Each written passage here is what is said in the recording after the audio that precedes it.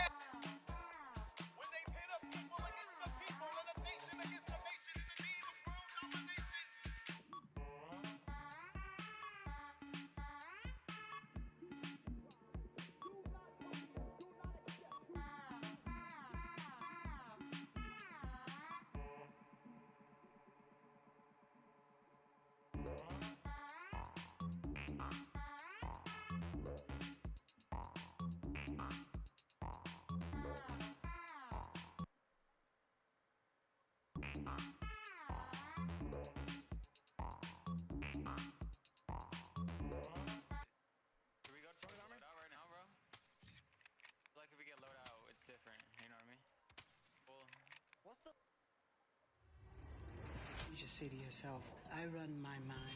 It does not run me. Help, please. I run my mind. It doesn't run me. Do something really bad.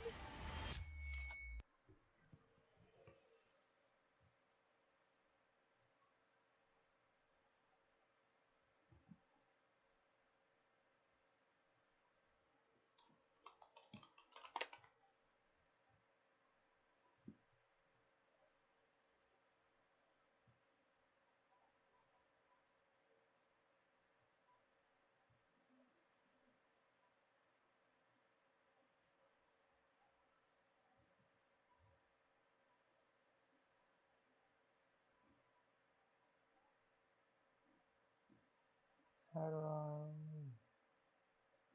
Come on, help me out here.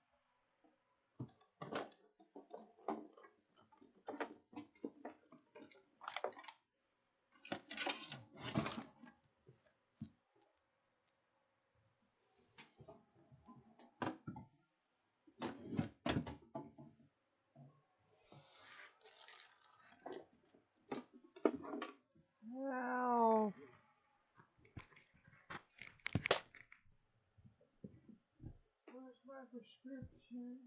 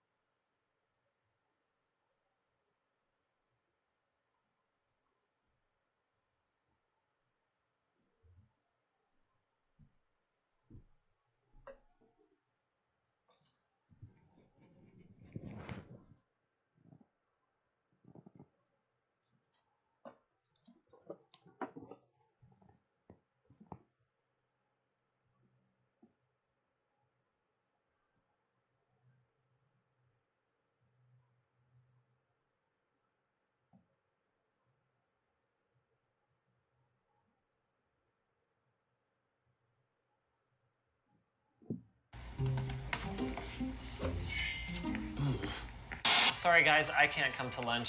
Hey, what's up guys, my name is Josh, and the embargo for the 38X finally just ended. So your inbox is definitely going to be full of a lot of reviews. So I'm going to give you the brief 30-second rundown of this headphone so that you can get to those other reviews if you want to hop around a lot. I'd love it if you stuck to the end of the video, but if you're just looking for the quick and dirty, here it is. So this headphone is great for gaming and music. It's notably an improvement over the 37X for music, but about on par in my opinion for gaming performance. Build and comfort are still really enjoyable. There's an extra pair of pads, an extra cable, and it still has a fantastic best-in-class built-in microphone. Now I do think this outperforms the gaming performance of most classic gaming headphones. For example, the Logitech G Pro X wireless, the new Lightspeed one, far exceeds that in terms of sound quality, but it lacks some of the features like wireless connectivity, detachable microphones, and software updates. Now I do think against some audiophile class competitors, for example, the newest and most aggressive competitor to this headphone, I think it's going to be the HD 560S, also from Sennheiser. This headphone is a little bit clearer, a little bit crispier, a little bit more forward in the treble response, and it's going to maintain an overall more detailed approach to music, but lacks the lower mid-range warmth, bass response, and soundstage capability that the 38X has. Now, in my opinion, these both go head-to-head for sound quality. The 38X is actually that good.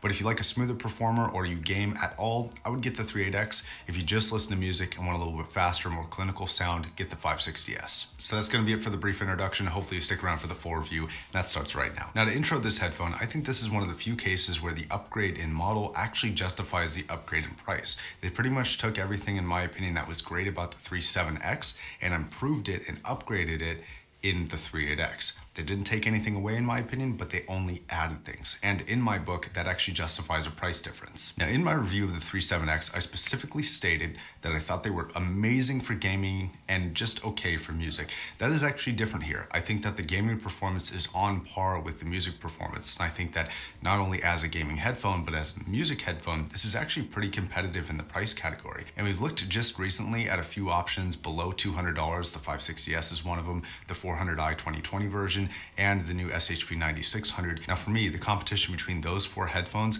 gets a little bit sloppy when it comes to music preference. I kind of like all of them equally, but for different types of music. But when it comes to gaming performance, the 38X outperforms all of them. Now the build quality here is equally at a few options below $200. The 560S is one of them, the 400i 2020 version, and the new SHP 9600. Now for me, the competition between those four headphones gets a little bit sloppy when it comes to music preference. I kind of like all of them equally, but for different types of them, the 400i 2020 version, and the new SHP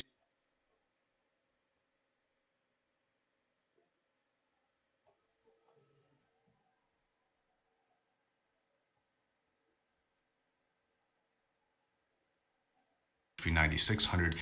This is actually a bit more of an X.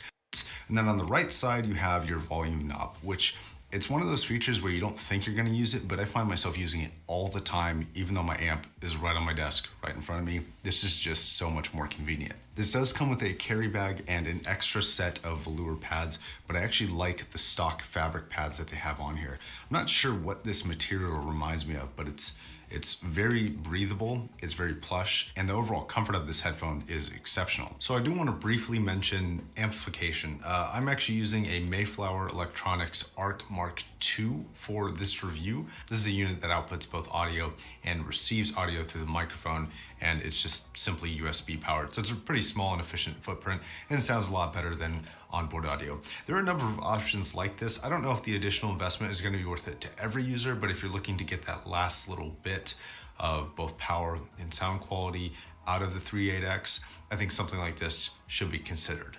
Oh, and I will also have a review separately of this coming out shortly. Now, the treble response is something that I would consider to be good, but ultimately just kind of skirting under the line of passable for the price range. There are definitely things that outperform it, like the aforementioned 560S, that has a little bit more finite treble response.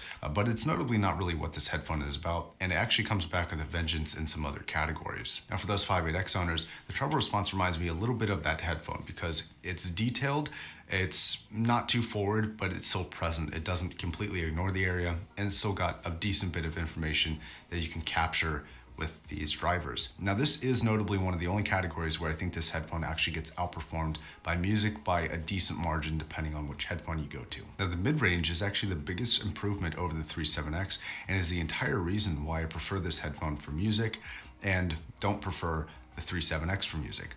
Now the mid-range is warmer. It's thicker. It's got a little bit more of a kind of inviting sound signature. The vocal response is a little bit more lush and enjoyable and kind of grabs your attention a little bit more, especially in the lower range, but also a little bit notably in the upper ranges. Now this contrasts the 3.7X, which always felt a little bit thin and was more about staging the vocalist, which this still has, but it didn't have the warmth that this has. And towards my personal preference, this is actually a big step up, but I don't really feel like it was a downgrade in terms of capability when it came to the gaming performance, which again, in my opinion, this shows the benefits of this headphone while not showing any detriments over a previous version. Now the bass response launches me headfirst into by far the biggest complaint I have about this headphone, though I'm not sure how much it's actually going to play a role in the units that you guys have and how loud you're listening to your music. So if you remember a while ago, they had the Focal X, also a drop headphone, but the issue with that headphone was typical of Focal themselves. If you play a really, really, really bassy song out of here and you are pushing it loud, the driver will bottom out. You will hear a popping noise. Now with the LX, which is a very expensive headphone compared to this, you pretty much had to push that headphone really, really hard, like louder than you should be listening to.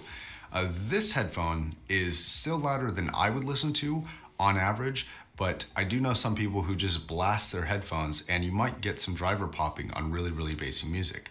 Now, this is music that is already like uber boosted in the bass response, you know, like plus 20 dB in the bass compared to everything else, that type of music. So if you listen to a lot of that stuff, you know, stuff that they use to show off the subwoofers in cars, that type of music, I don't think is going to be well suited for this. Now the LX, from what I know, it didn't actually affect the longevity of the drivers in the headphones.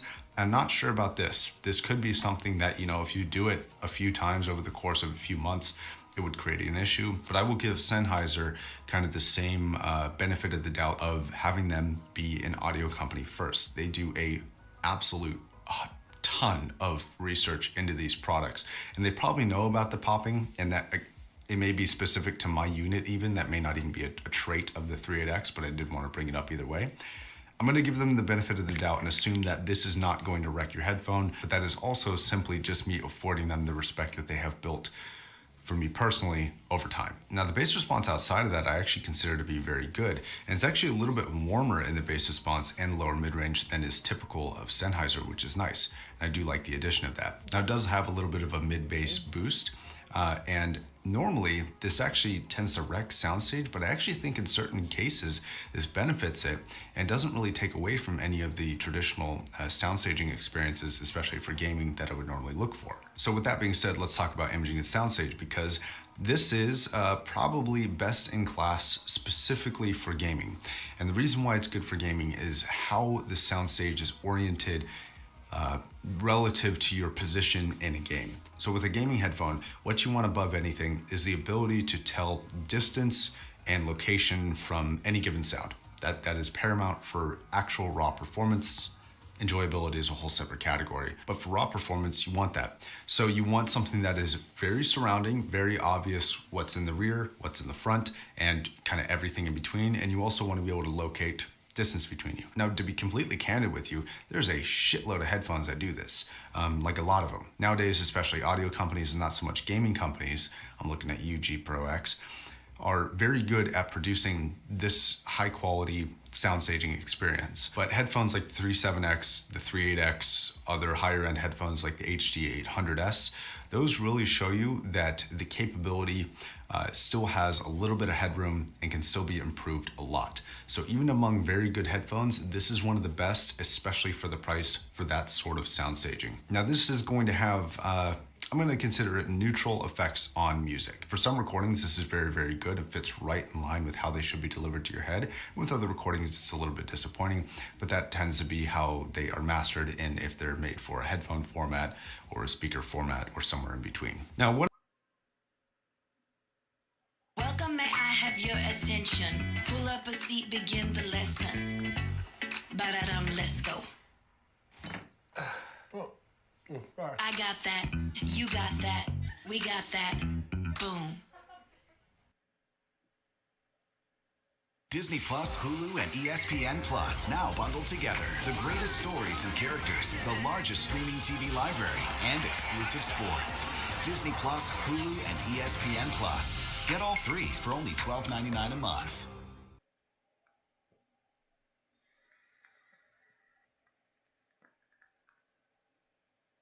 I'm going to talk a little bit about compression because I think compression is it's very misunderstood. For audiophile headphones, I think you want a little bit of compression. You don't want a lot, but you don't want an uncompressed sound because a headphone with real dynamics you don't want that. You're going to wreck your hearing in like 5 minutes because a gunshot with proper real life dynamics is just going to blow your eardrums, legitimately. So that's a bad thing. So I think we can all agree that a little bit of compression is good. It's just a degree of how much to maintain realism. Now I think beyond audiophile headphones, a little bit more compression is actually useful for gaming, specifically because you want the dynamic area between the footsteps and the voices and the gunshots to be relatively in the same ballpark. And this is useful for a competitive advantage of being able to hear footsteps, because if you're leveling for gunshots, which are really, really, really, really loud, you're never ever going to be able to hear the footsteps coming. So you want a little bit more compression than a typical audiophile headphone. Now this is somewhere in the balance between what I would consider good for an audiophile headphone at the price and good for a gaming headphone at the price. Now the way that I would kind of describe this in terms of what you hear is that this is a compressed headphone, but it doesn't sound compressed. It still has enough dynamic range to kind of falsify loud sounds and low sounds, but you still have everything in the picture. Whereas some other lower end headphones will take the compression a little bit too far and they sound kind of shrinked and not so great. Now I'm going to do a microphone test against a couple of other mics. So this is going to be a recording test of the PC38X inbuilt microphone. This microphone suffers from one problem that the standard PC37X suffered from, which is a little bit of a plosive problem. This is also partially due to the lack of a foam cover that comes with it, and it's also partially due to the fact that a lot of these inbuilt microphones have this problem. I leave it down here to avoid the plosive problem, and I think it sounds pretty alright. I have left the window open for this and the mod mic sound test so that you can hear a little bit of the rejection capabilities, or not hear because of the rejection capabilities, ideally, of both of these microphones. And then you'll also be able to hear the timbre and texture of my voice. Okay, now the mod mic actually has two different modes. The first mode is going to be this kind of more condensed, more noise canceling mode, and the other one is going to sound a little bit clearer. I place it around about the same position as I would use the PC38X, and then we'll turn this off. There we go. And then this is going to be the slightly less condensed version. It's also a little bit less in terms of volume, so I will boost it to match, and we should see how it sounds. A quick and dirty review of both of these microphones. I think they are both passable for communication, but they're not going to replace any sort of like broadcast quality systems. They're not going to replace full scale microphones. They're just something that is convenient for an already inbuilt system. Okay guys, for my conclusion, you actually have to understand a different headphone entirely, which is going to be the HD800S, which is not a gaming headphone, but it is the best in the world, in my opinion, as a gaming headphone. But it's $1,600. And believe it or not, right behind that in second place, I would actually pick this headphone for gaming over almost anything else. I think the attributes of the sound are actually perfect for a gaming performance for the majority of games. There are a couple games here and there that I might pick other headphones, but as an overall category, especially for kind of a competitive edge, I think I'd be most comfortable using this. And I actually think in certain games it outperforms the 800S, but the 800S has a more realistic sound, a more real life sound than this does, but this always has that more competitive, fast-paced, everything in the picture, kind of no frills type of sound quality that I like. All right, that's gonna wrap it up for my review. I'll leave links to everything I talked about in the description down below. And until the next video, my name's Josh, signing off.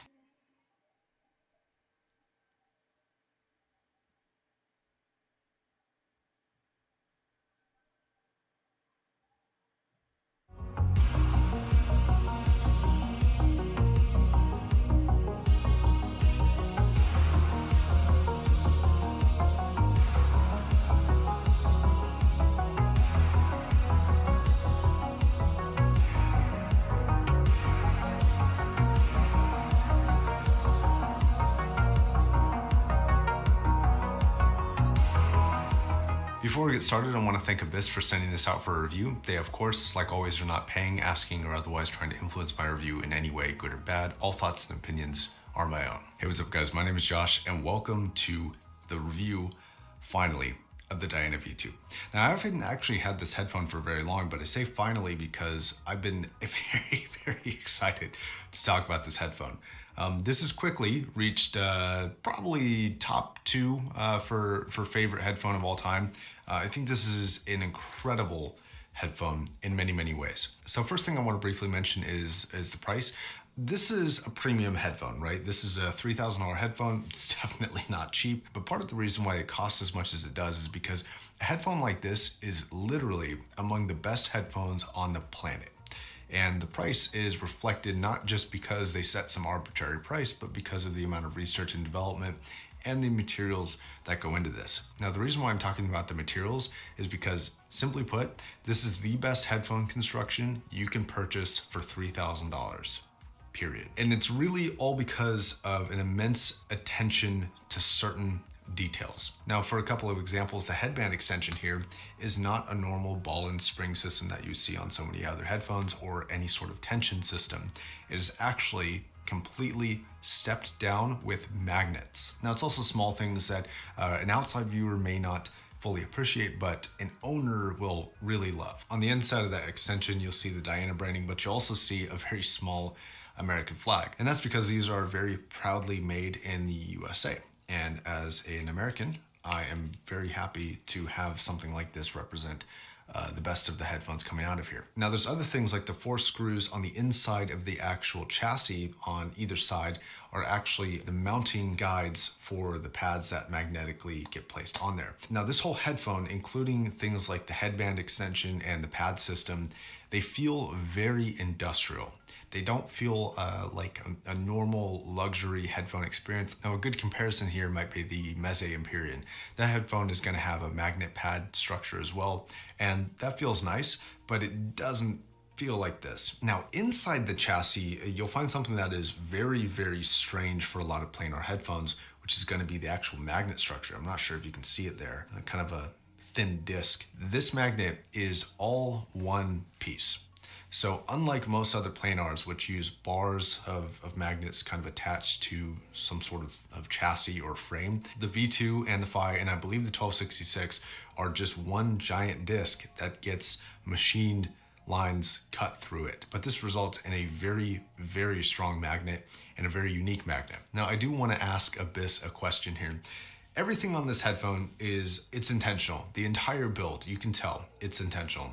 In fact, I believe that the reason why the headphone doesn't swivel, which normally I would want to see, but I think the reason why they don't make it swivel is to actually reduce the amount of potential failing components in the system. So with the idea of everything being intentional, I wonder why the magnets are at a 45-degree angle in terms of the slots. Most other slots on planars are a 90-degree horizontal line. So I'm curious if there's an actual benefit to having them in this direction. I'm gonna go with that there probably is, but I don't know if they'd tell me why. But I'm curious about it. Now, on the build, one of the strange things about this is that it seems like certain things mattered a lot to the design team, but then other things didn't matter as much. For example, like the whole thing's overbuilt, right? But they did miss some creature comforts like the headphone swivel, like the fact that their pads aren't very big. They don't have a lot of padding, and so they don't feel super comfortable. They're not uncomfortable for me, but they're not a comfortable headphone by any means. It also has like a lack of padding on the top headband. These are just some sort of strange design elements that perhaps they can maybe include in future generations.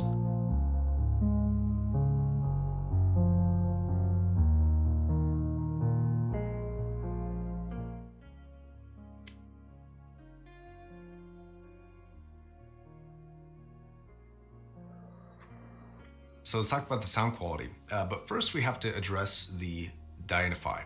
The Diana Phi is coming in at $4,000, so it's $1,000 more. And in the first impressions video of the V2, I told you that the V2 was a little bit warmer than this headphone, and it is. What I didn't tell you, though I knew right away, was that I like the V2 a lot more. and I really like the Fi. I like it for something that we'll talk more in depth about when we talk about soundstage, but it has to do with the room information, the Fi being a lot more to almost a distracting level compared to the V2. But we'll talk more about that in a more in-depth comparison in a separate video, because this video is already going to be pretty long.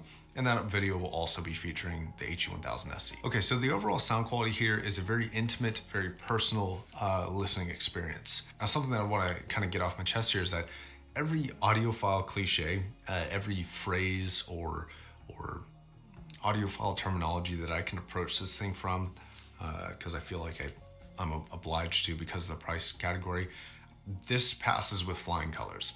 If you want to talk about timbre characteristics, it's got it. If you want to talk about the harmonics, they're awesome. If you want to talk about this thing or that thing, they're all pretty good. But I want to state here that this headphone is a headphone that is dedicated to being a headphone. What I mean by that is that the sound staging and the presentation of the music is very classically headphoney. So it's very intimate, it's all happening in your head. It's not like an HD800 or even like a Diana Fi where it's trying to get the staging to seem like something else. This is, in my opinion, a good thing for this headphone. I don't think that some of the sound characteristics of this headphone would be possible if you tried to spread out the staging too much, though it is notable that there are some people out there who really put staging and soundstage width high on the priority list. This is not going to be one of those headphones. Okay, so I want to talk about the treble response, and this alone is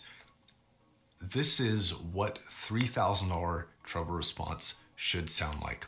Hell, this is what $5,000 treble response should sound like. That right there is a Hyphaman Susvara. And while that headphone is very good in certain areas, this headphone, which is, I believe, half the cost, I think this is as far as either $5,000 or $6,000, is far better. It is more detailed, more even, more informative than most other headphones on the planet.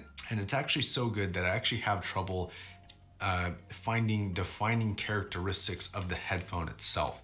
And what I mean by that is most other headphones have they have some sort of influence on the treble response, or the seeming influence. For example, the HE1000 SE is a very fast planar headphone. It's one of the fastest on the planet. It's one of the most detailed headphones I think I've ever heard. But it has a little bit of a metallic twang or a tinge to it that it affects the timbre characteristics. Or something like the Meze Empyrean that we talked about.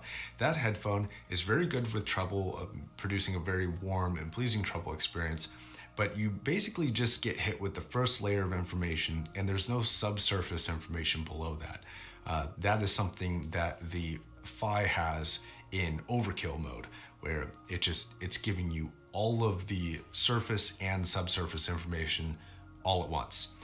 And it's very good for that. This headphone is not quite overkill like the V2 is. It's just the right amount of all layers of information that you could want. And in this headphone, that comes from the dynamic capability, the detail capability, but also the way that the treble response is handled. Sort of a point of comparison, like a point of reference. The HG800 was often described to me as a microscope for music. Whoever said that the first time never heard the V2. They just never heard it, because it is more detailed than the HG800, but more even and without the peaks and dips. And so in the treble response, it is just almost as perfect as I can imagine it being. It still sounds like treble. It is still very present. It's very dynamic. It's very capable. It's just awesome. And I have literally no complaints about the treble response. Now, the same cannot be said for the bass response. That is some good and some bad. The biggest bad part is that it's just not a lot of bass. It doesn't have anything like LCD quantities of bass response, at least without the addition of EQ, which is an option, and this does handle particularly well. But out of the box, it doesn't come like that. It's not a thin headphone in the bass response. It's just not an overly impressive headphone for bass quantity. The good is that this is a legitimate reason why sometimes bass quality is more important than quantity. It is very fast, and the capability of information in the mid-range and the treble response extends all the way down to the bass. So when you do add EQ and you get a little bit more boosted bass than it normally comes with, you are highly rewarded with it. Like, it's very, very nice. And if the bass response was a little bit stronger out of the box, this would absolutely be my favorite headphone, though sometimes I like a little bit more impact and a little bit more punch, and this is just a little bit less than I would prefer. Now the Phi and the V2 in this area are just about the same for quantity, and it's about the same quantity, though a lot more even and flatter and a lot better texture than something like an HD800S. So again, not the strongest thing in the world, but still decently present.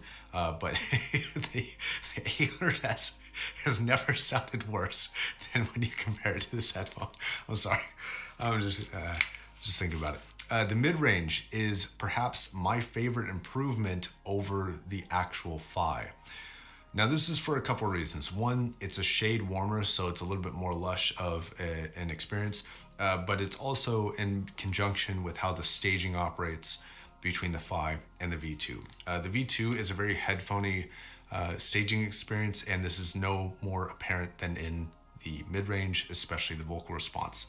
It's very, very close, very tight, very detailed, and very confined to kind of the center of your head. And when I'm listening to headphones, that's actually something that I really like. I don't like a far out stage because it often seems artificial and is very rarely done well. There are a couple exceptions to that, like I think the Aria is a good example of really good mid-range performance that has staging and scale to it. But for the most part, on average, I think I actually prefer a sound of this over many other headphones that are a little bit wider. This is almost to the level of like an HD600. It's not quite that close, but it's fairly intimate. Now regarding those audiophile terms that I was talking about, this is where things like instruments like piano and guitar and drums, that's where you really start to see the benefit of the harmonic reproduction or the lack of influence on the harmonic reproduction of the treble response and the mid-range on this headphone. It sounds very, I hate to use the word because it often gets blended in with a lot of other things, but natural would be the most descriptive word that I could use that fits the best. Clear would also be one, but sometimes clear can sound a little bit dry, and it's not like that at all. The flavor of instruments is very transparent on both the Phi and the V2. Now the imaging in the soundstage, imaging, I can't really imagine it being much better, but imaging is very easy to accomplish at substantially lower price tag. Soundstage, however, I think due to the limitations of the design themselves for both the Phi and the V2 is not super impressive. And it's not impressive in two ways. It's not very wide, and it's also not very big. It's not very tall. So something like an Aria is exceptionally grand in scale, and it's got width to it, it's got scale to it, it's got a little bit of height to it. It's very good for those things. Now the Phi somewhat makes up for that by having sort of an insane level of room information. It doesn't have total quantifiable width to it or scale to it, but it does have that information. This lacks a little bit of that information, and it's not quite as wide as the Phi or a lot of other planars. And this is straight up just a little bit disappointing. I don't think it's a big enough problem to deter anyone from me recommending it unless they really think soundstage is like a very, very, very important thing above most other things like frequency response and detail. But for $3,000, it's not blowing me away by any means. Now my conclusion to this is very simple. From both a technical perspective and my personal preference, this gets my highest possible recommendation, even for the price. If you were looking into high-end headphones, or if you were looking into Abyss, I think this is absolutely worth checking out. This is an insanely well-built headphone with an equally insane sound. So that is going to be my review of the Diana V2.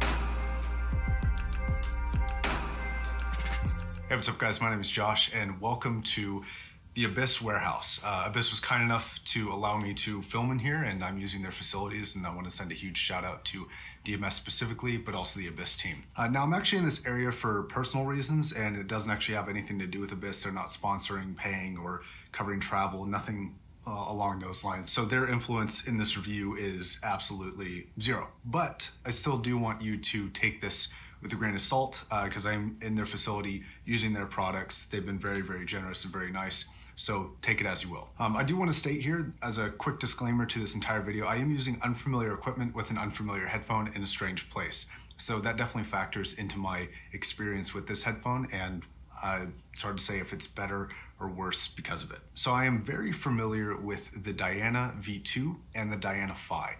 I use them pretty much every day at home. I'm pretty experienced with how those headphones sound, so that's what I was coming from into the 1266 review. And the full name for the 1266 that I'm using right now is actually the Abyss AB 1266 Phi TC. And this whole headphone is ridiculous. Like it's ridiculous through in and throughout. The build is ridiculous, the looks are ridiculous, the sound is ridiculous.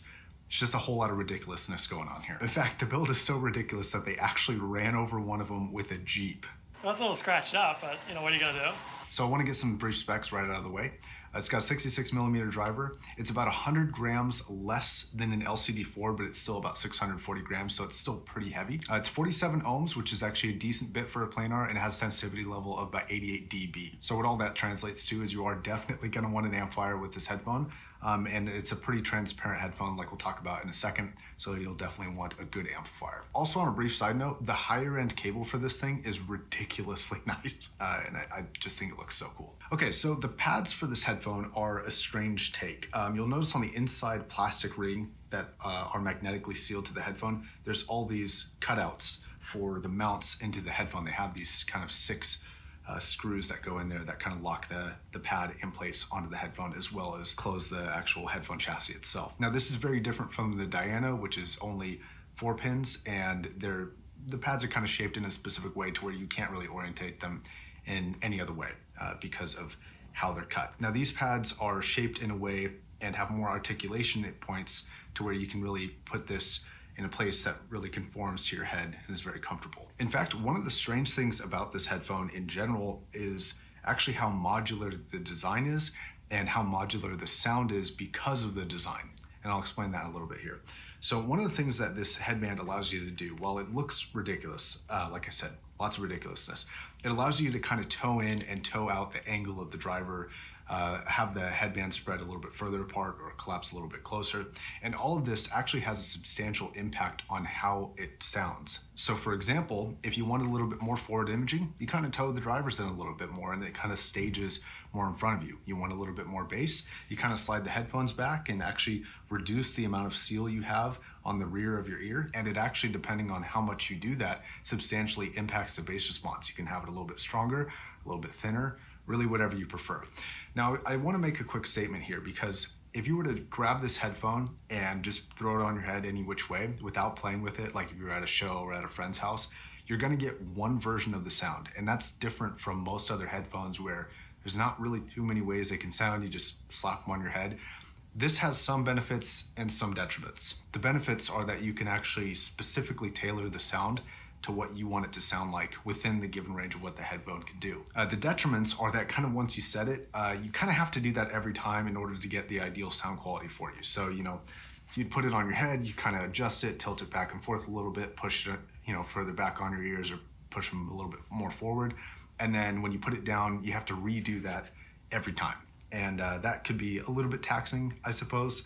But if you're looking for like ideal sound quality, every single time you listen to it, if you're willing to put in the work, this headphone will reward you. So this headphone is supposed to be kind of designed to almost float on top of your head.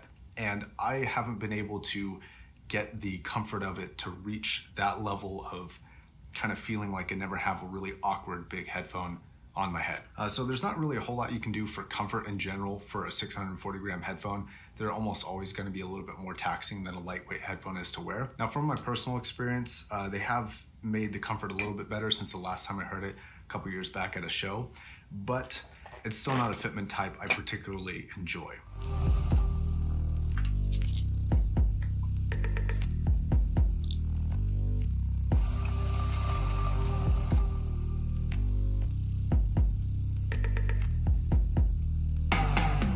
Now, normally I would talk about amplifiers in this section, but the amplifiers that I'm using are very high end, but they're very strange to me. And because they're unfamiliar to me, it's hard to tell what's the headphone and what's the amp. So I am sort of reviewing this as an entire system, but I did listen to a few different amps and kind of subtracted the outstanding features from the equation and stuck with things that seem to be consistent through all the amplifiers. So true of all the Abyss products that I have heard, including the Dianas, including the 1266, the sound coming out of this is very much the sound of what industrial equipment would sound like if it were to produce sound. It has a very almost mechanical, not stiff, but it's just like super precise sound. And you really hear the precision in everything. And detail is a huge staple of this headphone, and I'm sure you've heard other reviews talk about it, and I think it's absolutely true. This headphone is a detailed monster. Now, the treble response is where this all starts and kind of trickles into the rest of the music. And the treble response is really what establishes the detail retrieval for the entire song. It is what I would consider to be hyper detailed. More detailed than the HE1000 SE for sure, more detailed than the Diana V2 and the Diana Phi. Probably the most detailed headphone I think I've ever heard. Now, the treble response is fast, forward, and present, but it's not burdened by things like resonance issues or bright peaks. So it's available, it's accessible, in fact more than accessible, but it doesn't hit you with this harshness and this unpleasantness that a lot of other headphones that have very fast, very detailed, and very forward treble can. So very technically impressive from my perspective. Now, one thing that I found in the testing that I was able to do with this guy is that the treble is very responsive to what amps you're using. So if you're using really bright amps, you're gonna get a lot of forwardness, and it's probably even gonna be a little bit unpleasant. But if you're using a smoother amplifier, you're also gonna get rewarded for that. I actually think that a sound quality somewhere in between an analytical and a smooth amp is probably the best way to go. Something in what would be considered the neutral territory. I think this headphone is going to play the best with that sort of amplifier. But I do think you're gonna have to put in some legwork in finding amps that work and pair well with this and get kind of that really nice system synergy that we all hear about. So I wanna talk a little bit about the detail and how the detail comes in on this headphone and how you hear it. It is very different than a lot of other detailed headphones because it is clear and crisp, but almost to the point of seeming a little alien. Like, it's almost a little strange. It's almost a little too clear for what normal life or realistic sound would sound like. Now, it's not producing anything that's not in the music, so it's all there, but you definitely feel like you're listening to some sort of transient, extra layered system of sound that you don't normally pick up with other headphones. This is incredibly cool, but also a bit strange from time to time. And this is where part of that detail kicks in, and that's part of what you're hearing is this kind of extra layer on top of what you would normally define as the detail layer. It's kind of like this tertiary layer of detail. It's very cool. Now, it's so detailed, in fact, that this actually has somewhat of a punishing effect with certain music. This headphone is very much surpassing the clarity and detail capability of a lot of songs that I listen to. You can kind of tell that they're hitting a level that is capped out by the actual recording, which is a very good place to be as a headphone. So two treble performances that I freaking loved on this headphone were the Star Wars Episode 7 introduction song, the very first song that you hear, the main title sequence. That song has literally never sounded better. I listened to it on everything. It's been insane on this. And then the other one is the Game of Thrones Light of the Seven song. That song on this, you get the piano, it's beautiful, it's amazing. Now, for mid-range, instruments here are among the clearest and best representations of instruments I think I've ever heard throughout the mid-range. It is really exceptional, especially for strings.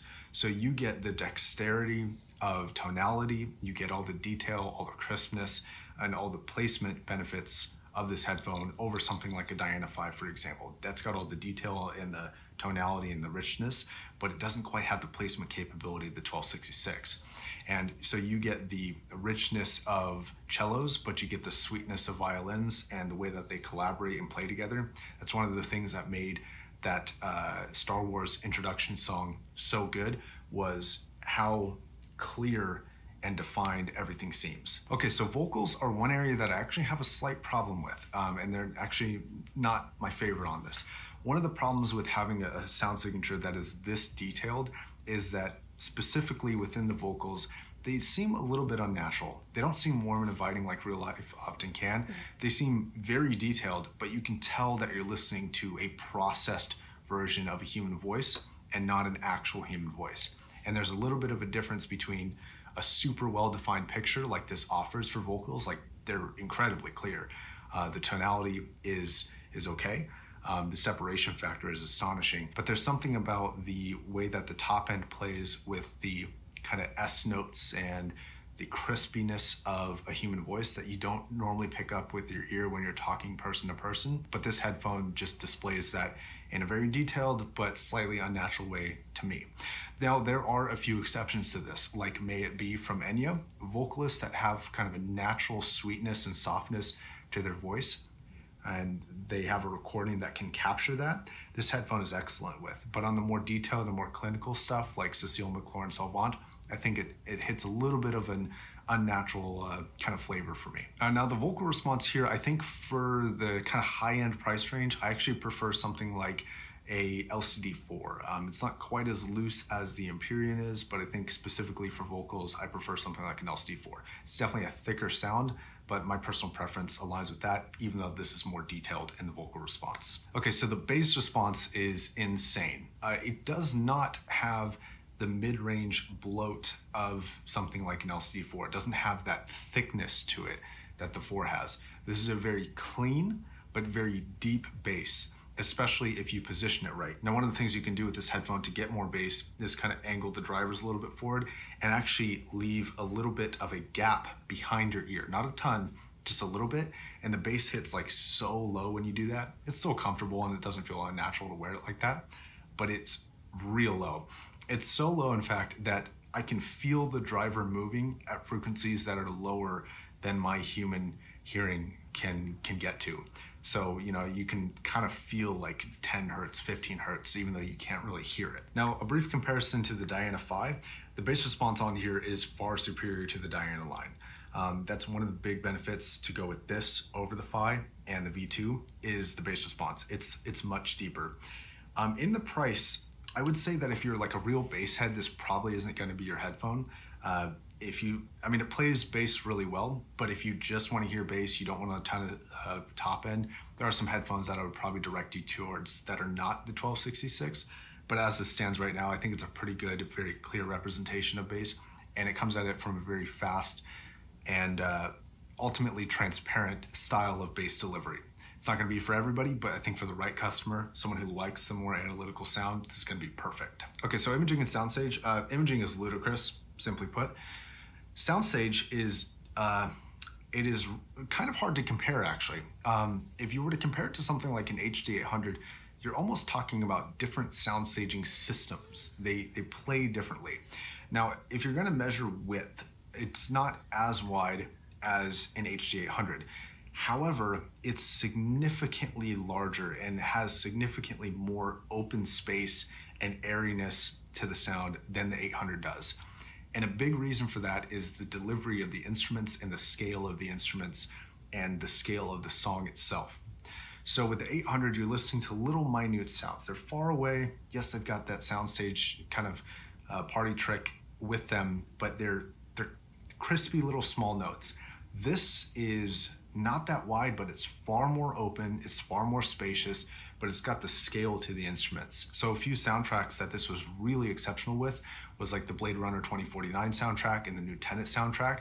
You just get such a sense of just massiveness to this that I have not really seen on too many other headphones, and definitely not on, I wouldn't say anything has gotten quite to this level of scale. So I would even say, while not technically as wide as some other headphones, I think this is probably the best representation of staging I think I've heard in an open and a given space, while providing a probably close to the most realistic scale of the instruments for a headphone. Now, there are actually a few things that make this possible. Texture, space, separation, frequency response, details, and speed all play a big role in providing the wide open space that this has. And it's how all those layers play together that is the thing that allows the magic to happen, and it really breathes life into those large scale albums in a way that not too many other headphones can. A few get close, but this is probably the best representation of that side of staging that I've heard. So I did write down the section called Dynamics, and all I put was yes. That's all you need to know. It's got it. It's very good for that. Okay, now I want to compare this against the Diana Phi and the Diana V2. So in some ways, these are very similar headphones. In other ways, they're actually very different. Tonality is something that is similar between all three. I would say the V2 is definitely the warmest. The Phi is probably the thinnest in tonality, and the 1266 is actually somewhere in between. It's probably the most dexterous too. So if you play a warm song through it, you're gonna get a really warm experience. But if you play, a super crispy, thin song through it, you're gonna get that experience. The Phi and the V2 are not bad, especially for the price. They're actually really good at that, but this is a little bit better at being a little bit more wide-ranging. Now, above all, I think the most significant changes between these headphones is the space that is afforded with the 1266 that is not available on the V2 or the Phi. This headphone is significantly wider than both of those, and you can hear it right away. And that actually allows for a lot of the staging type songs to seem a lot more natural than on the V2. The V2 is a very headphoney type sound. It's kind of all happening in your head. This couldn't be further from the 1266. I do think there are some legitimate benefits to an intimate sound signature like that though. And the sound signature that the V2 has in some ways is even better than the 1266, specifically things like vocals. No, they're not as detailed as the 1266, but the tonality is just, in my opinion, a lot better for me personally. Now, when it comes to the Diana Phi, I don't feel like that headphone is an inherently inferior product. It to me sounds like a very different take on music, but not necessarily a better or a worse take. The 1266 is a little bit wider as you would expect. It's a little bit clearer than you would expect, but the Phi does have some legitimate benefits over the 1266, similar to how the V2 does. And that mostly just comes down to how the vocals are represented and how the song itself and the staging itself is represented for each individual song. So this headphone, taking really personally recorded music and throwing it into a big wide open space, doesn't always work for this specific headphone, but it may play really well on the Phi or the V2, and vice versa. Really open songs may not sound as good on the Phi and V2, but sound exceptional on the 1266. I would say that if you were to go like pound for pound, I would love the 1266 sound in like a Diana build, but I think it's part of the build that allows for the 1266 sound to happen. And then bass, I think, is a clear winner for the 1266. So my conclusions, this is a exceptional headphone. It is a truly exceptional headphone, and I mean that wholeheartedly. I do wish I had more time with it. Above all, I would say that this headphone is a master of clarity and a master of detail retrieval.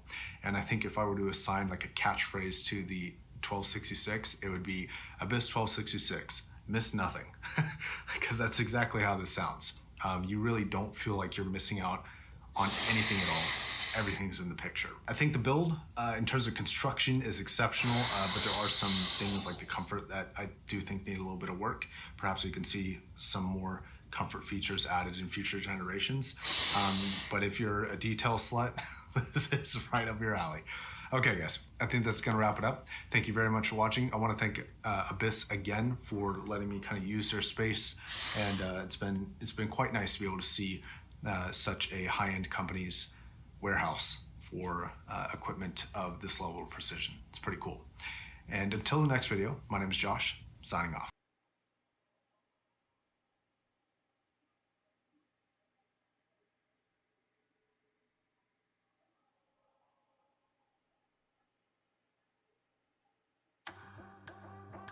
Shoppers, start your engines. Because Best Buy Black Friday deals are already here. Shop now for Black Friday prices guaranteed on TVs, laptops, headphones, and more. Plus hundreds of other great offers. Shop in-store or online, but don't wait. The deals only last 48 hours.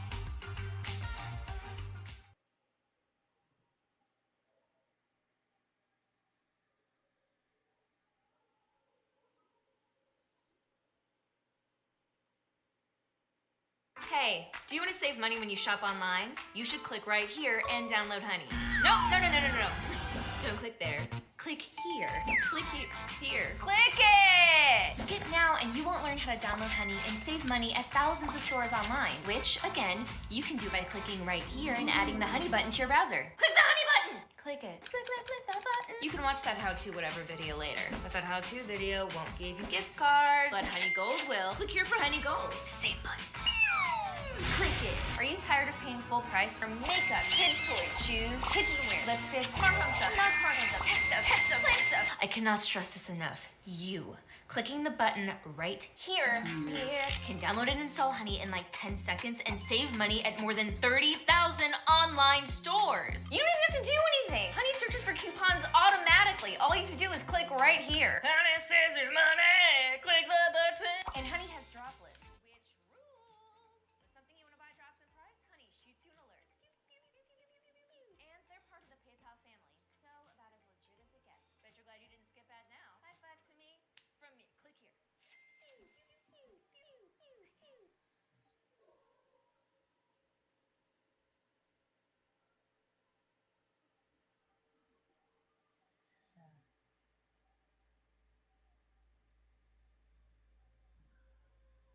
What's up, guys? My name is Josh, and welcome to another review.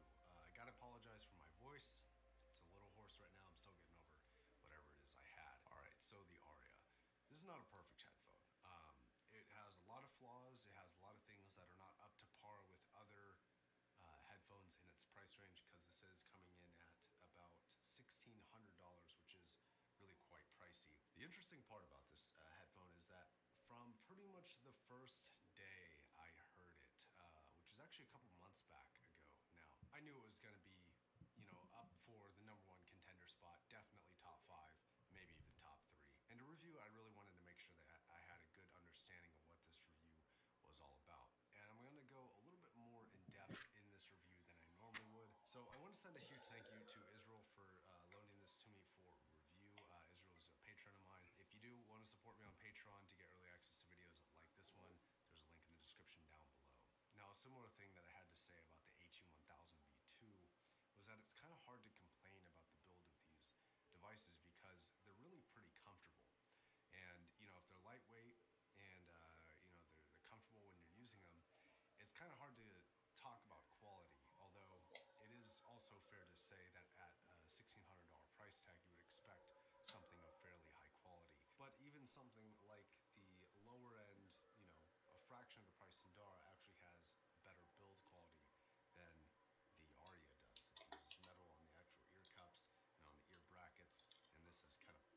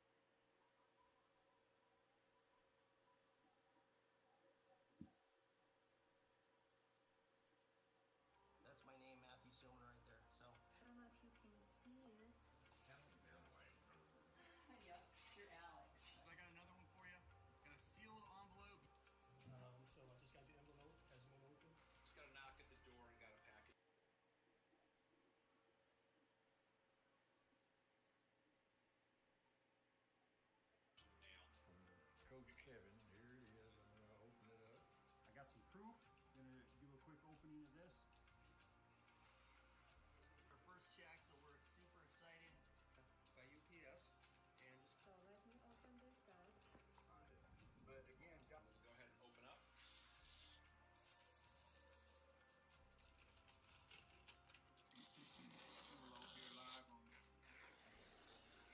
Open this up for you guys. $3,500 and made out to me $7,000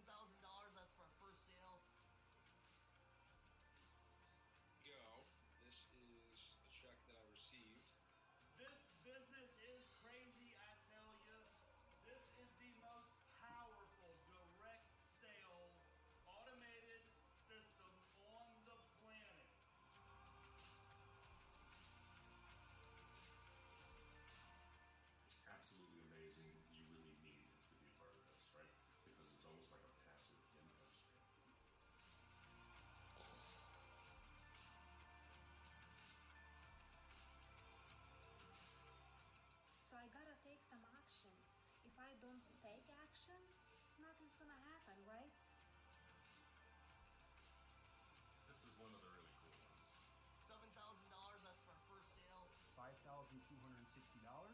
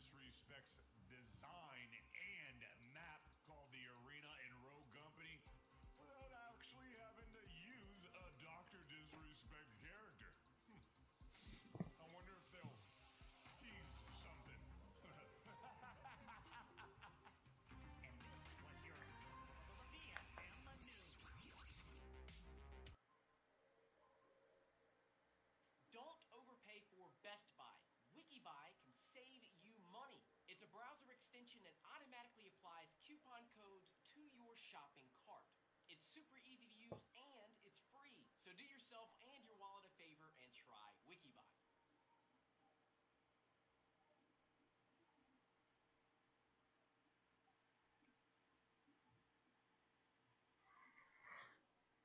The best RPG on PC is seconds away. Download now on the Plarium Play Launcher and get ready to raid. Explore, collect, and fight. Choose your champions.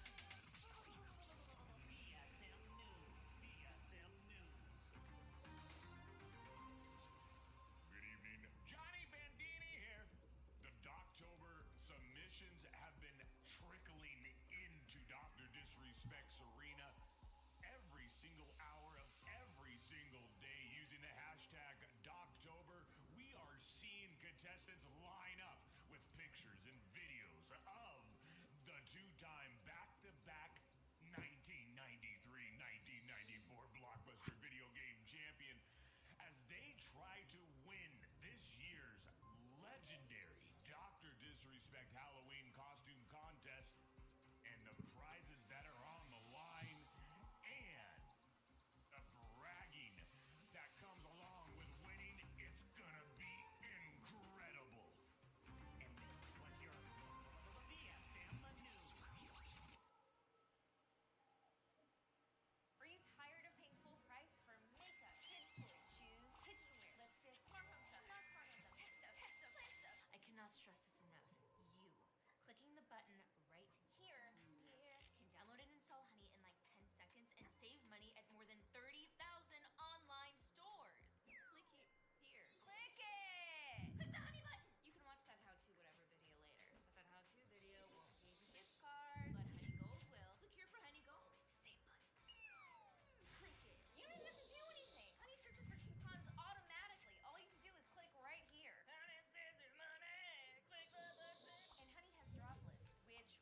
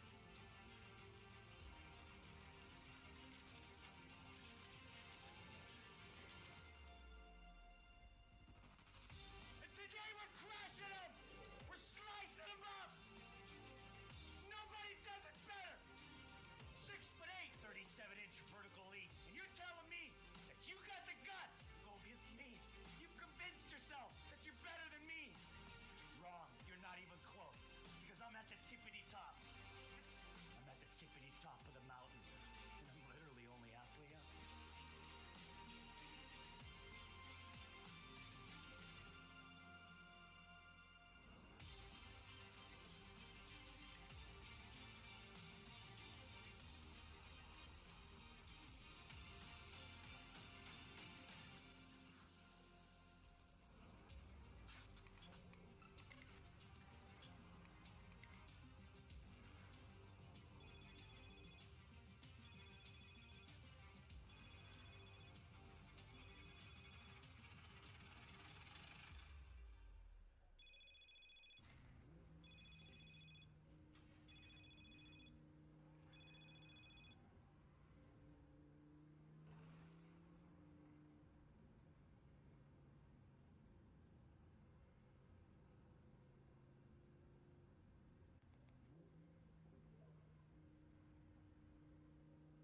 Hello.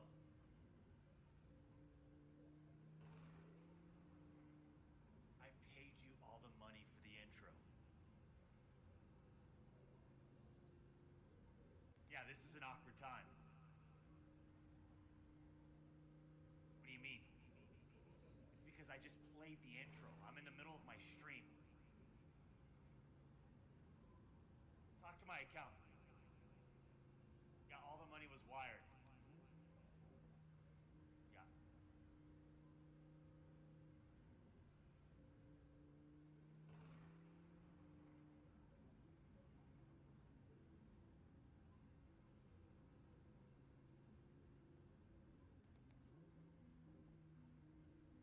The name.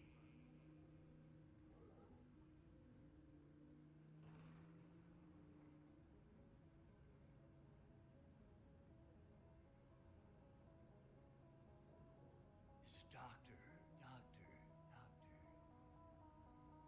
Diz. Respect.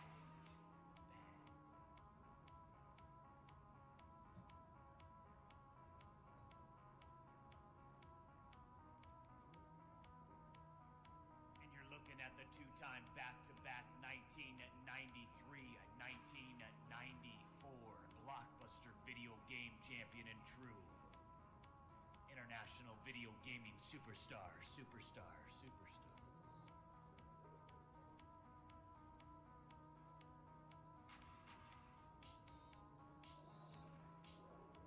And ladies and gentlemen of the Champions Club,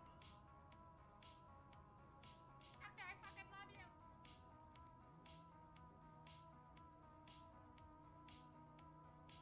the arena's wide open. Today! Oh, baby. Today.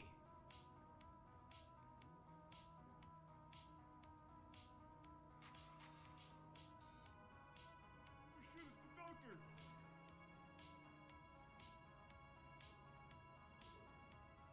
Baby. Today we're grabbing them, understanding them, tasting them, snapping them, getting rid of them for good. We're playing a triple threat challenge! Solo edition. And we're going deep.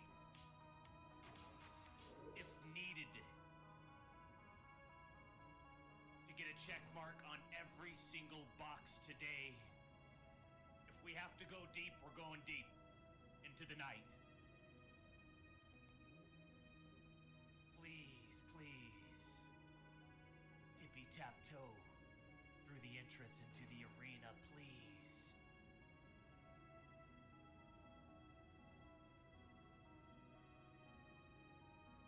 Come.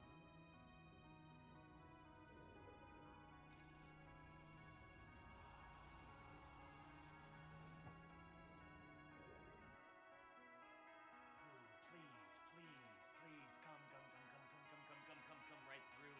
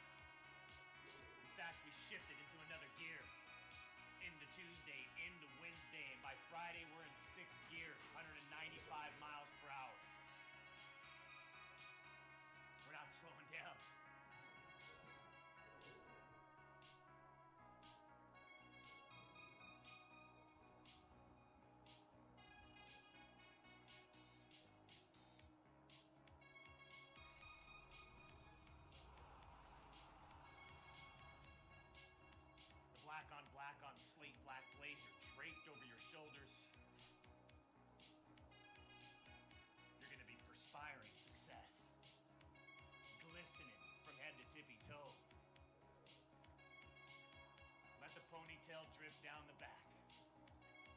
Right through your ass crack, down your hamstrings, down your Achilles tendon, into your heels, onto the ground. Let everyone know.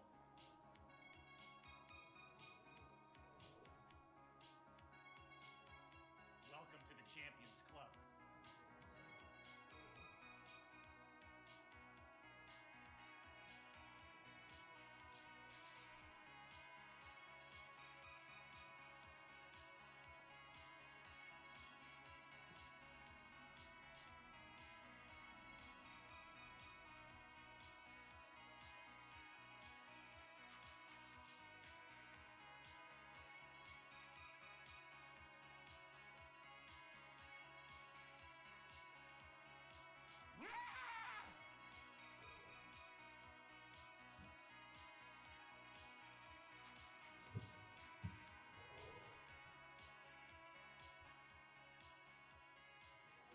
Cortez with a $50 donation. Doctor, I can feel the energy today. What a way to start the week. Woo!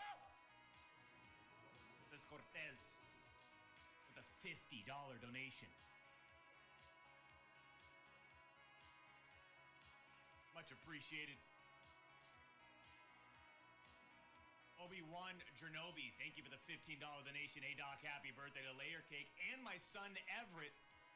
Here's my son's submission to Doctober, and it's a Twitter link.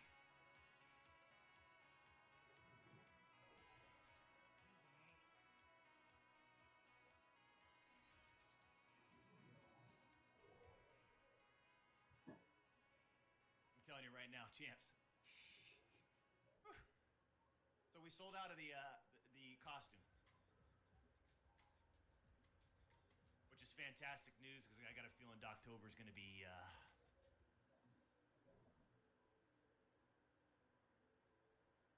October this year is going to be something special.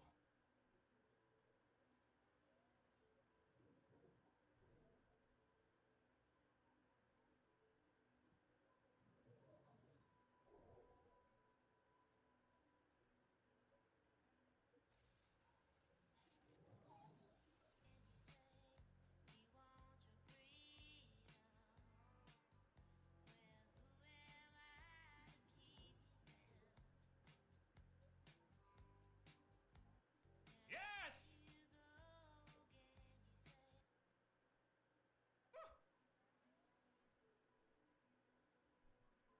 Well, hey, we'll get to this. We'll get to that in a second.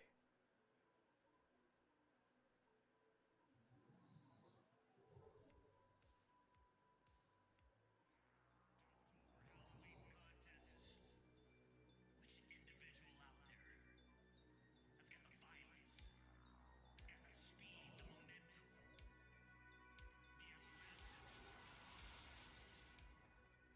athleticism? Hello, this is the halftime. Alright, I can't hear anything. This audio sucks. It does! Hello? Oh wait, hold up. Did you say something? Did you say a tuna salad sandwich? Yeah. Yes, I need a chopper immediately. No. I need the biggest chopper. I need it. Right now, I need it. Hold on, I'm coming. Alex, I told you specifically at the bottom of the hill. Oh, Why are you telling me at the top of the hill now?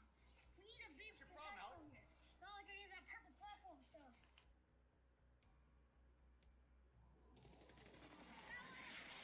Jesus! Because when you're 6'8", man the mob! Shredded from head to tippy toe. Veinier than you've ever been. Sprinting down the dark alleyways. Baby, people are gonna feel the power. Take a look around! Take a look! Hey! I'm telling you!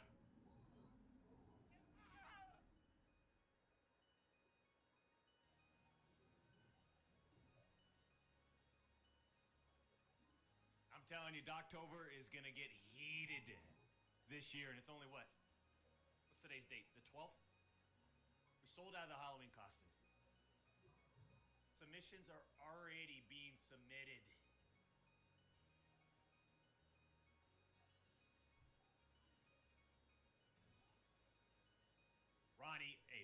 sharing that. Layer cake! Yeah. Mark Owens, thank you for the $50.50 donation.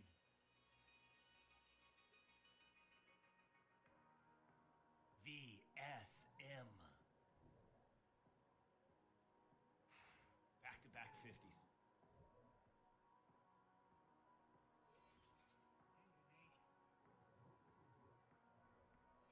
Let's get... Well,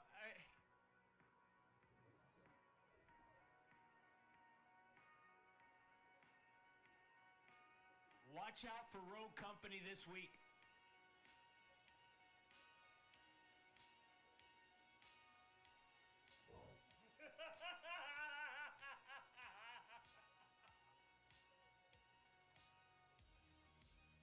I don't know, would I make a good bad guy?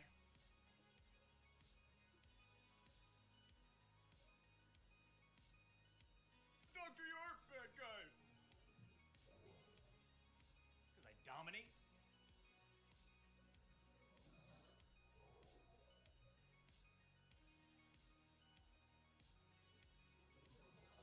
T-Work, thank you for the $5 donation. Sorry I'm late on my payment, doctor. I can assure you it won't happen again. Who dares steps into the doctagon? Nobody, that's who. Yeah. Luis Gomez, thank you for the $4.99. Says sixth gear is 215 miles per hour, doc. Sorry. So I got a lot of miles on mine.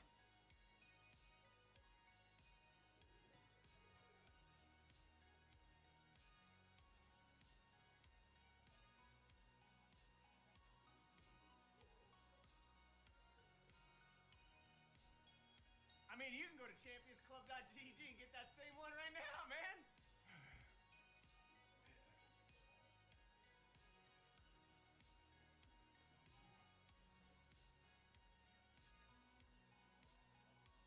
CJD, thank you for the $5 donation and super chat. Not a hot shot donation, but can only support the two-time. Listen. Thank you, CJ. Champions Club. Hope your weekend treated you well, man.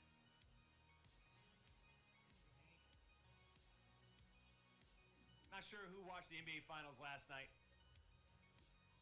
And then obviously preceding it, all it was the GOAT, the greatest of all time. No, Jordan is, and it was just like that. And it kind of took away, like, so quick to jump into that conversation. And I get it. People are really defensive of Jordan. And the young generation grew up watching LeBron go to 10 finals. I think we all need to take a step back, man. Just let's not have that discussion. I mean, I grew up in the 80s. And I'm not even close to my prime. So watch your goddamn mouth.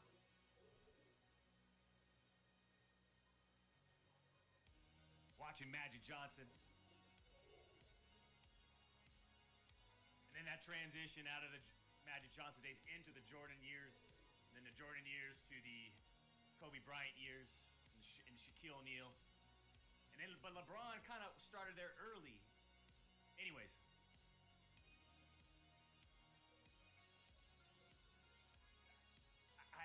I get both perspectives, man, but let's just enjoy the moment of a big championship.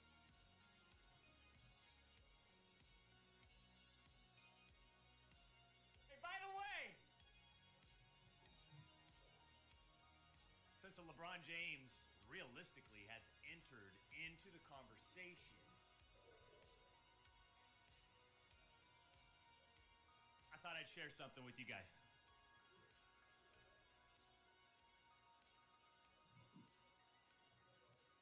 I guarantee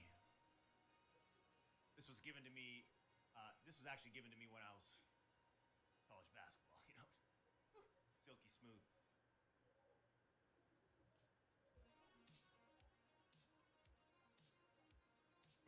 When LeBron James was playing in high school,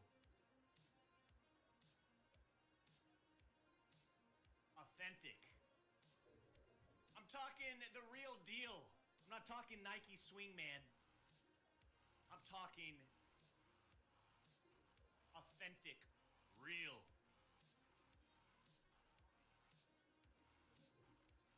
The individual who gave this to me was the maker of these jerseys. He was one of my good friend's dads.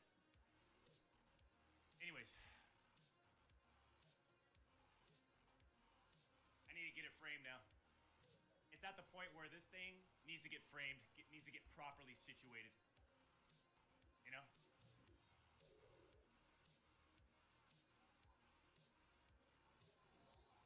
Just like my Kobe stuff. It's just like my Jordan stuff. Woo! Anyways, that's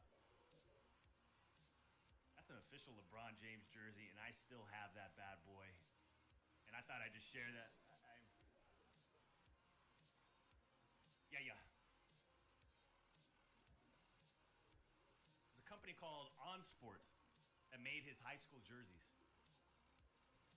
CJD, thank you for the 5 and super chat.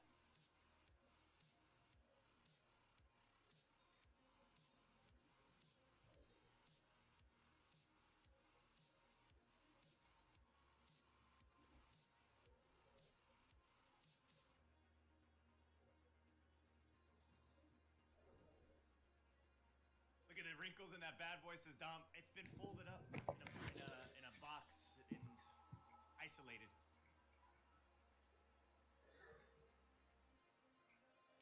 Auction it? Never. Never get rid of it. Nah. Now, let's say if I bought that at a deal a long time ago or something, and I seeked it out, then that's a different approach. But that was given to me. I'm not gonna get rid of it ever. Come on, man. Come on, man. Crow like Rufio Steam, thank you for the $9.99 in super chat. Only triple threat I want to see is the 3 hot ropes. I'll take 25 mil.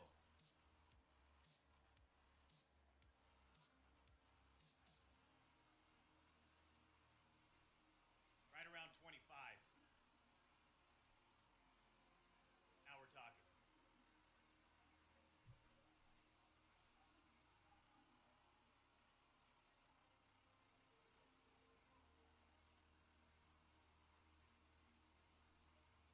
Daniel Head, thank you for the $10 in the super chat. Says yeah. Baby. Hold on, we got one more picture. Hey, we got one more.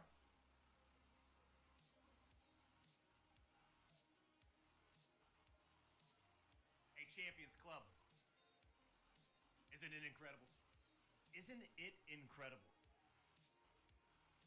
There's gonna be a few other little surprises I haven't been teased. Ah!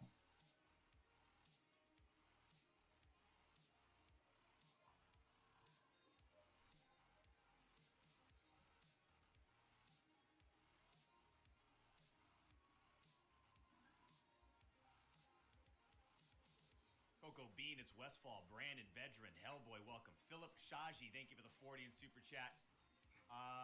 Yova Rods, thank you for the $5 donation in super chat. Doc, you're the greatest streamer of all time. Definitely the best looking. That is a fact, man. Take a look. Take a look around. And then take a look. See?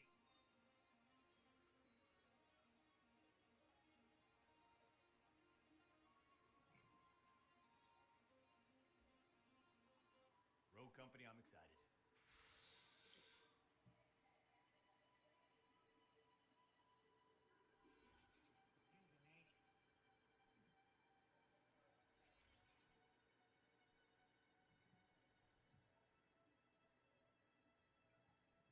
I'm throwing an idea out for today's Triple Threat Challenge in Call of Duty Warzone. Now, tell me if you don't like them. You know, I'm open to some options, but not ones that are lame. Run shotty only with the pistol. Talking about winning a solo landing anywhere. Then winning a solo landing Superstore only. And then winning a solo landing Boneyard only.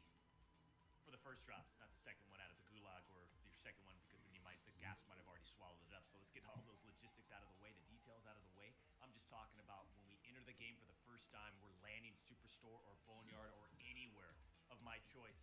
And each time we win a game by landing at that particular point of interest, we fucking put a check mark up and you get up out of my face. All right.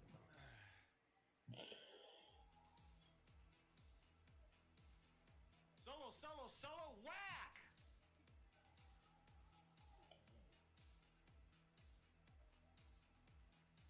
What, do you want me to solo? Get a solo win anywhere? Duos win anywhere in a quad? Win anywhere?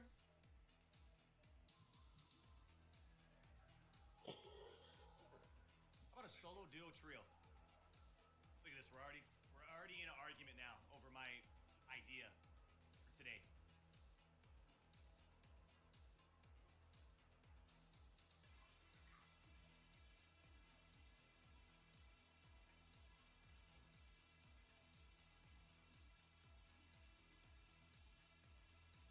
How about to win a solo, win a duo, win a trio all by myself? I know it's gonna be hard, man, winning that duo and trio. Yeah, right. Easy!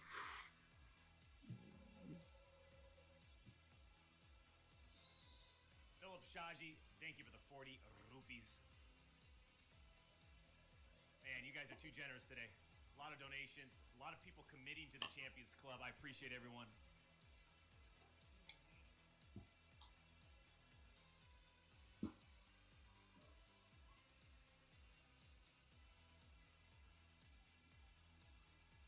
Solo prison.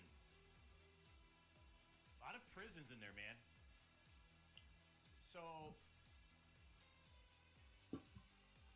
maybe I changed the anywhere to prison. How about that? Is that a good compromise? If we stick with this formula?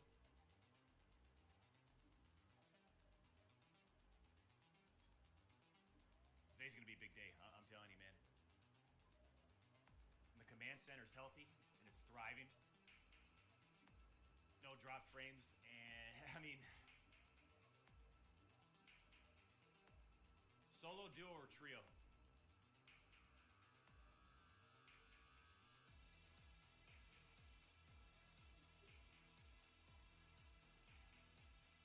Man, you got, okay, 3 different snipers. That seems interesting.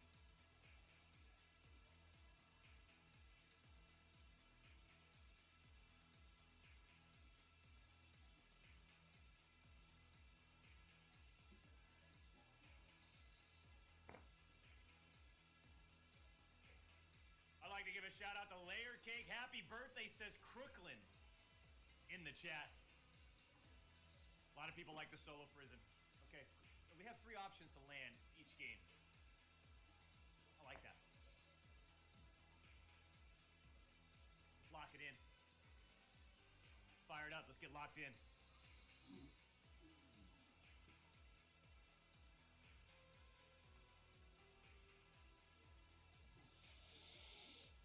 Oh man. I'm excited this week. I mean, you see those pictures? Road Company. I mean, it could happen this week. I don't know. But I'm excited. Man, I'm excited.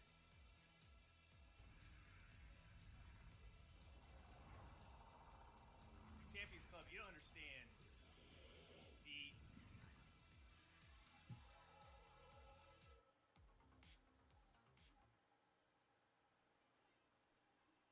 one of the best feelings when I was working at Sledgehammer for Call of Duty designing multiplayer maps.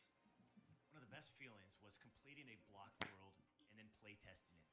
And then feeling sort of the reaction of the room after the playtest, or even the energy during the playtest. And it was like this real-time feedback of your creativity, and you're basically just seeing their impressions, right? And when you see collectively, obviously, you know, there's the risk of like everyone's gonna hate it, and then like, okay, then you take that as critical feedback, and then what can you change if there's something that's worth changing, if not scrapping it, whatever. But when something clicks and then you see the reaction, I'm telling you, man, either way, I'm excited for this map to be released because it's one of the things I always look forward to as a level designer is just to see first initial impression of your creation or a creation, collaborative creation in this case with Rogue Company. It's because I think Rogue Company knocked it out of the park with the look, fiction, the arena coming into play, baby. Woo! Champions Club, it's just, it'll be fun. Midnight Chillin', thank you for the $2.99 in super chat. Why he look like Nacho Libre? Should I read any more donations, guys?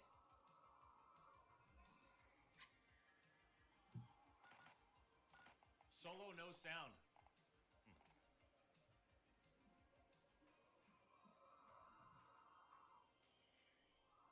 Question is, what am I gonna run for solos? You know? What am I gonna run? I feel like how's the Car 98? I have some questions for you guys. Some meta updates, if you will.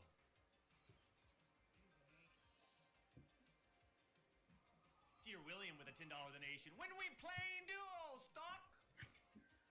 Shane, thank you for the $20 donation. That feels really good, by the way, to say that.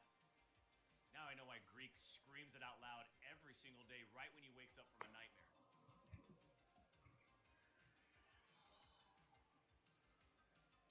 Shane, thank you for the $20. Doc, can we do something about the arena? I slipped on leaves walking into the locker room, then bats flew out of my locker when grabbing my black on slate black blazer.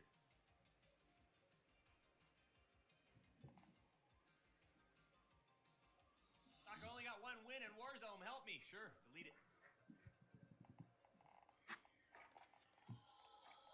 What is the sniper? I feel like the MP5 kilo is still where it's at, huh?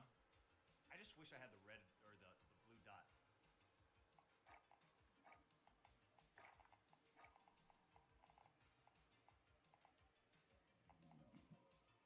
I kind of want to get warmed up in team deathmatch. You guys know how that goes. Once I get my aim dialed in, that's what we're gonna do. I'm just gonna get it dialed in. Before anything, I just want before anything, let's back it up. Let's go to multiplayer. Let's get the aim. It's just it's always good to get warmed up. Don't be shy. Don't be shy.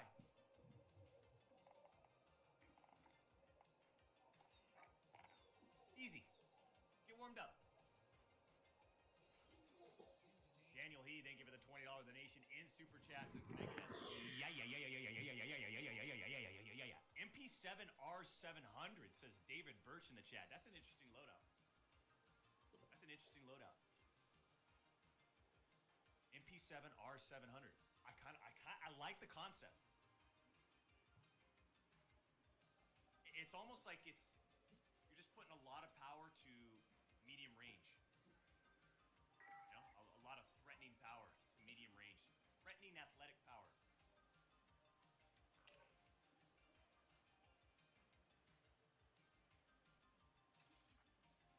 Daniel Head, thank you for the $20. Vanessa Trevino, thank you for the $9.99 in super chat. Love watching you, Doc. Can't wait to see all the violence, speed, and momentum. Watch you win a Grammy for Feliz Navidad.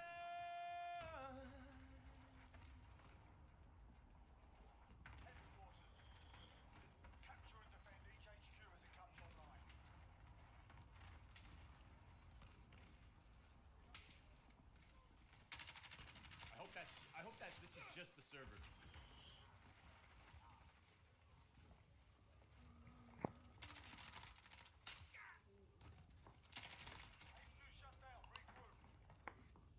Okay, get ready to move.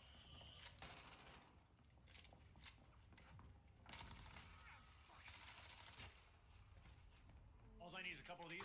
I'm warmed up. I can't stop what I'm doing, Robo.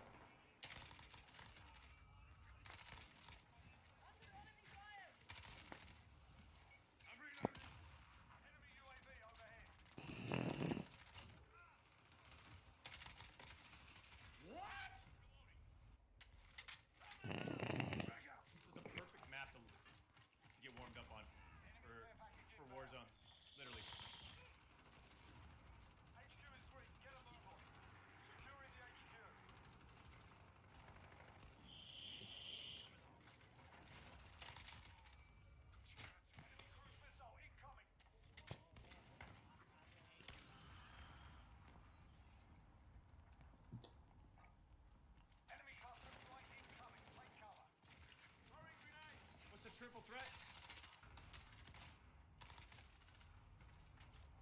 Wrong mode, Doc. No, this is perfect. I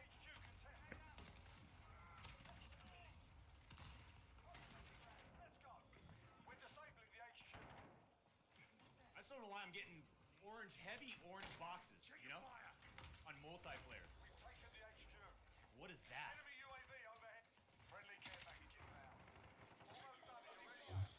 They spawning.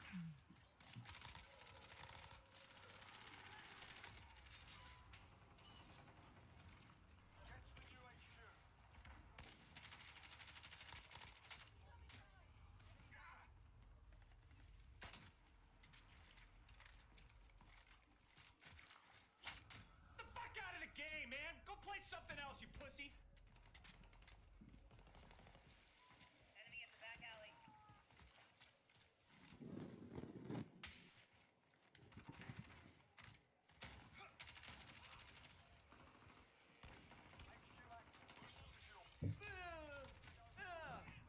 Come on, man. Alright, like, do I want to play this? Do I want to play this game today? Enemy at the center.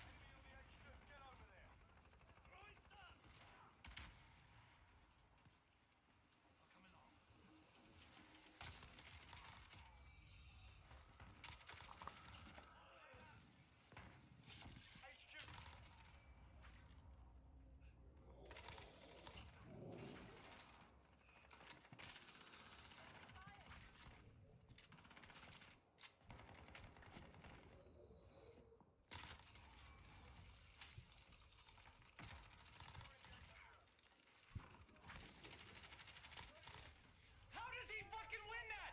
How does he win this? Misses.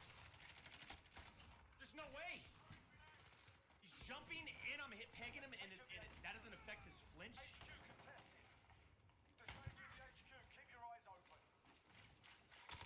Got the look.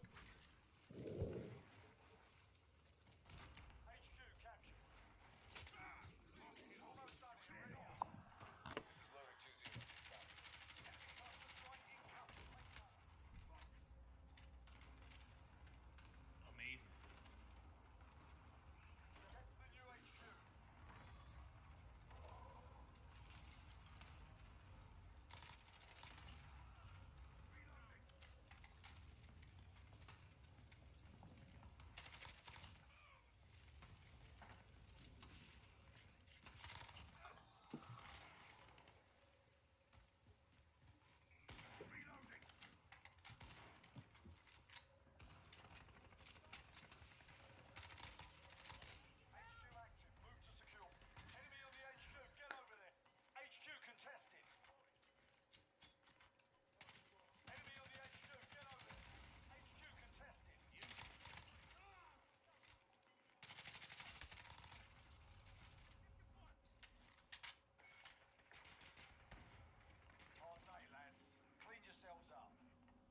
The game started feeling better after a little while. Those little orange boxes and shit.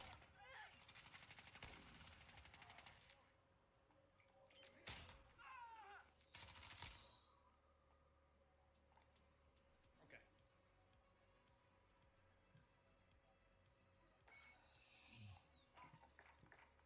Get me out of the game. It's time for triple threat. Right here. Boom.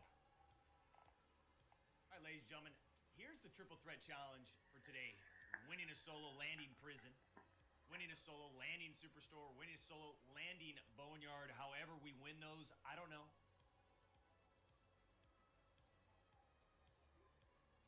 Shane, thank you for the $20 donation. Aurora Dusk, thank you for the $9.99. Will you be a playable character in Rogue Company? Dr. Disrespects is Aurora Dusk with a $9.99 in the super chat. Wouldn't that be nice? Like I mentioned, it's gonna take special motion capture software and some huge ass facility with ceilings that go 30, 40 feet up in the air. I've got to have this special sewn green spandex suit with all the little white balls all over it. Like, I mean, it's got to, if it's gonna be done, it's got to be done right.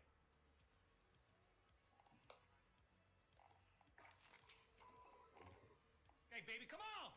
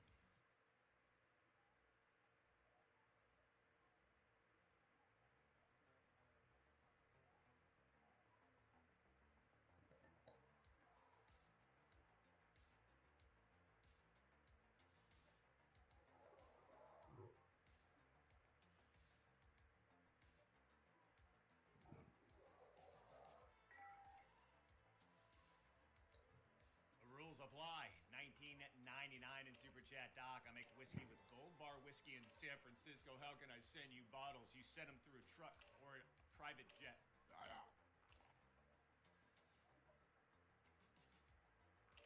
Or a train.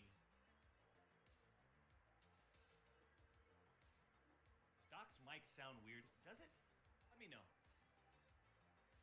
feel like my audio is so inconsistent. It changes so much every single time I step into the command center.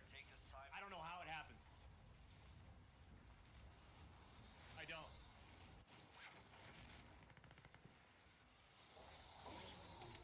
Hostile dropping into the area. Watch the skies.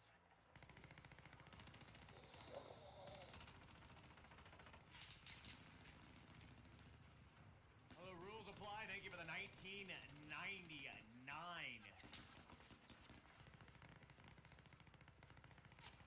Anxious Almor, thank you for the $5 donation and super chat. Thank you for being an inspiration. I'll always push forward. VSM become the motto for every goal in my life. Firm handshakes for the two-time all love, says Anxious Aimer with a $5 donation. I appreciate you being inside of the arena, man.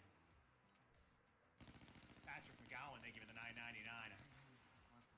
Now they're naming it AAA party powder to it. Thank you for the $9.99. Hostile dropping into the area. Training is over. Time to see what you have learned.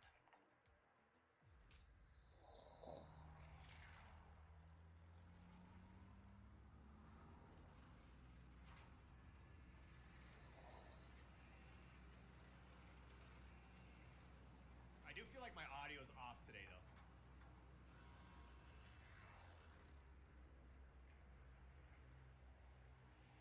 Alex, can we do something about it?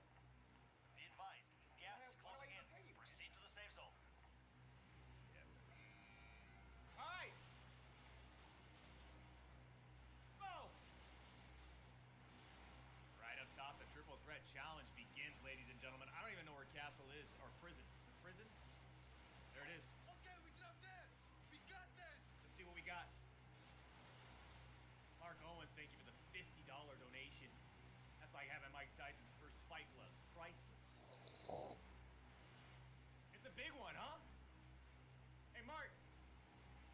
It's an original LeBron James high school jersey. Original, not some remake. Not, I mean, I'm talking the official ones the team wore at the high school. Come on, man.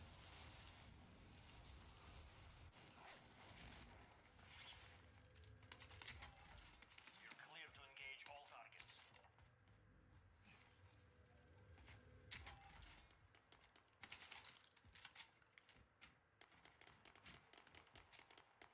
Actually good because I never come here. Right? Never.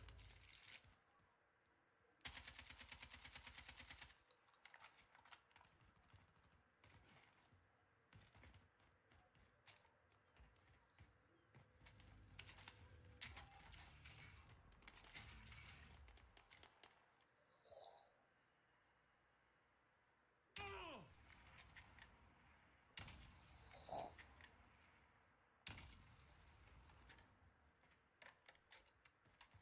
I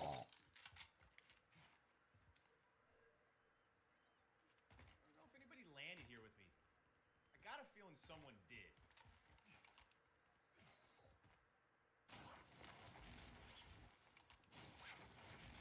Yellow boxes, go away!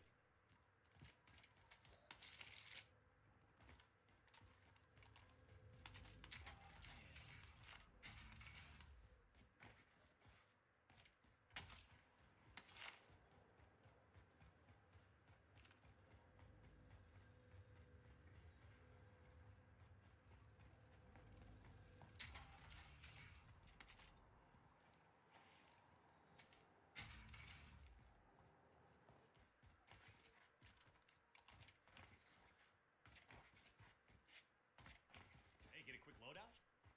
Get going, baby.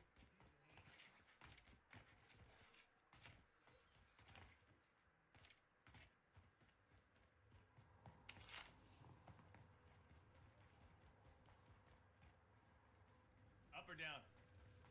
All right.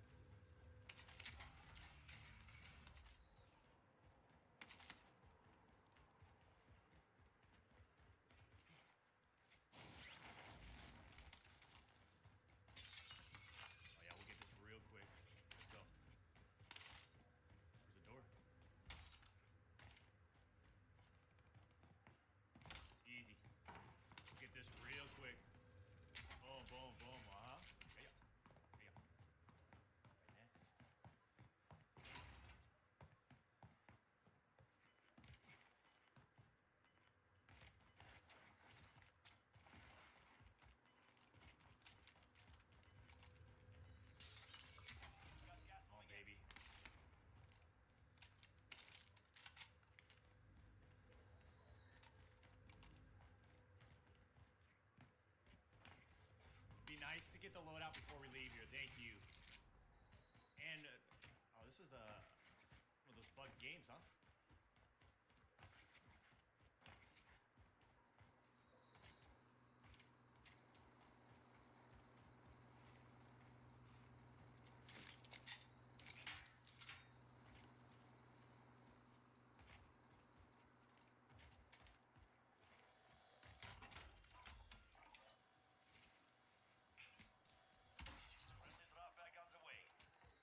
Or maybe no shields, nothing?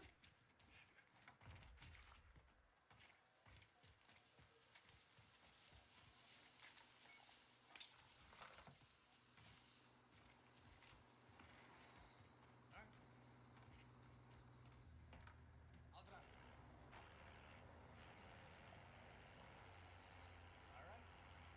Lich lobby, no plates. Gonna be one of those games.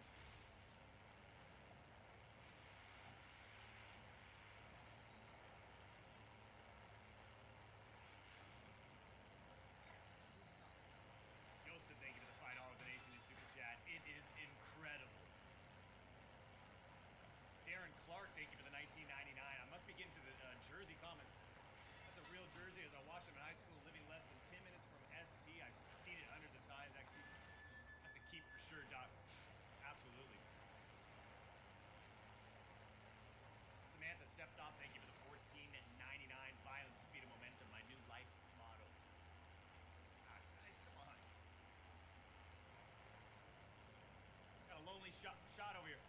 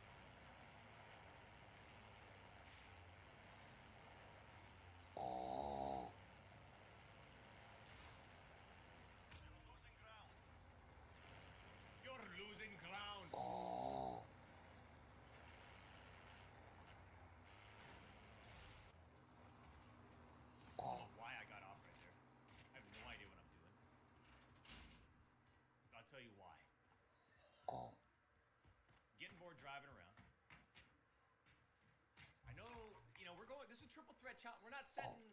We're also not gonna camp, okay? Like lay down camp, but we're just gonna play our angles.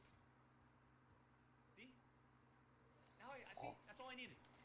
I needed to take a breather from the truck. That's all it needed. That's all I needed. All right, let's move.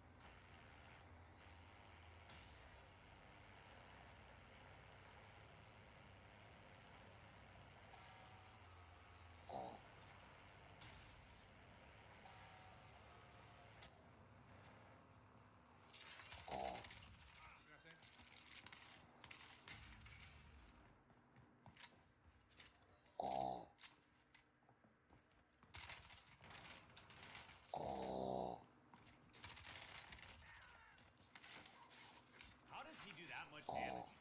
Off just this little sorry ass hip fire spray from right here, he shuts down almost three of my shields. Supply choppers inbound. Rare cargo is on board.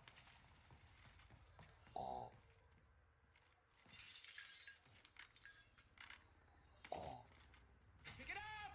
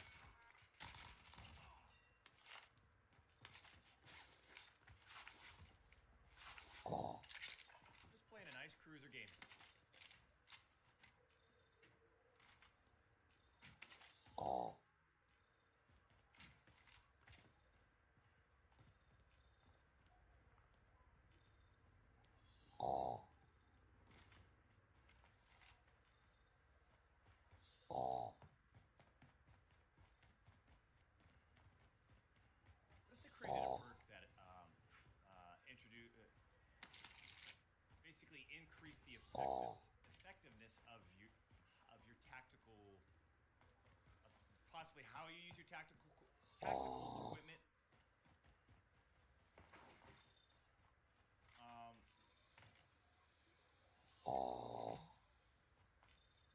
In terms of like the speed you could throw something at. They did something for grenade throws, didn't they? A long time ago. Where you could throw the grenades a little bit farther. I wish they'd explore certain things like that.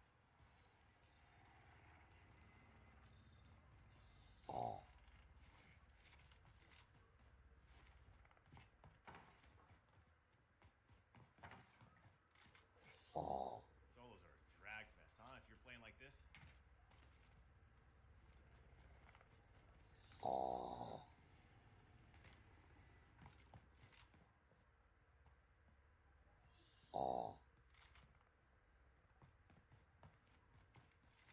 It's just, this is the, like, improve your solo experience in Warzone. Speed it up, man. If this is not an obvious thing, yeah, I can go buy and get a UAV, you know.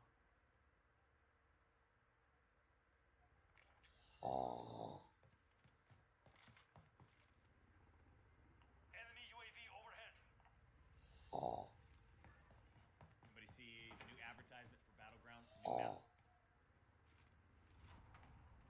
I know, hey guys, it wasn't a joke. It was actually serious.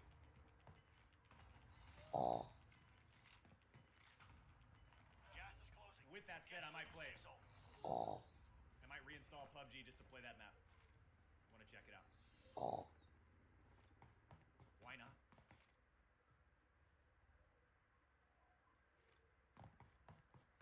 The question is, do we want to get over now?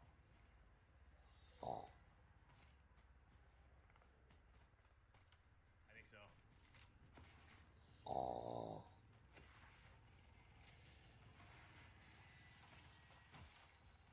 Could go buy self-revive. And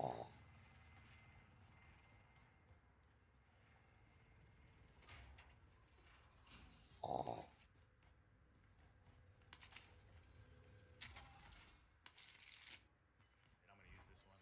I want somebody grabbing this bad boy down here. Oh!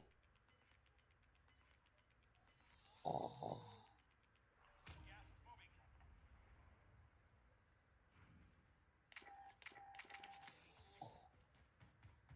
Have a little looky.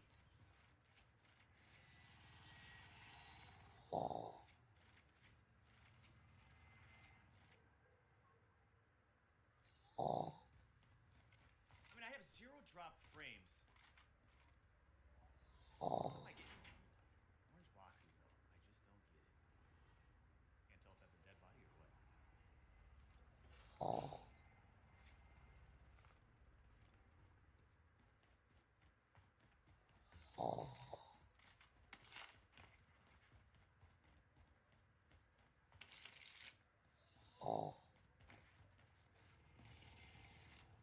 I don't like that. Gotta stay on this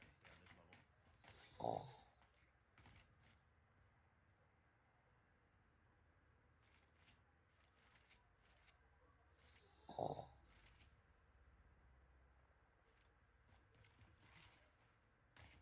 I know, ladies and gentlemen, I'm slow playing it.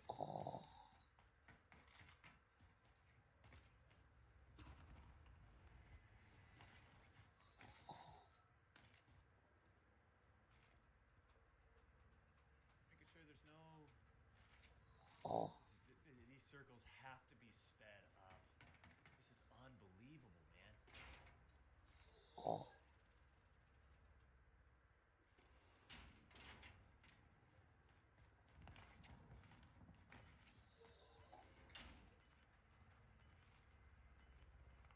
don't think anybody's behind me, but... Fighting's over. Now it's a...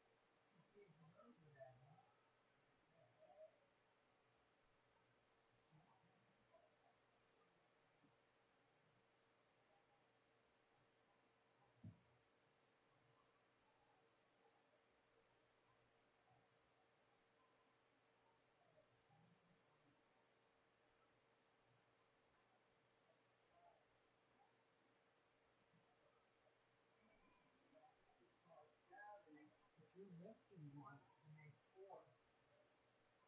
Where's your 4th battery at?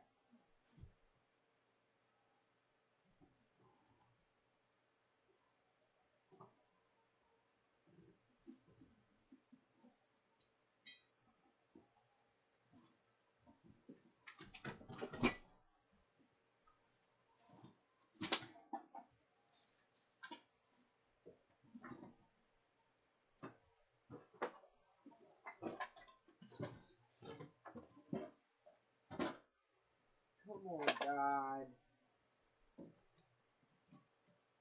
Where are my batteries at?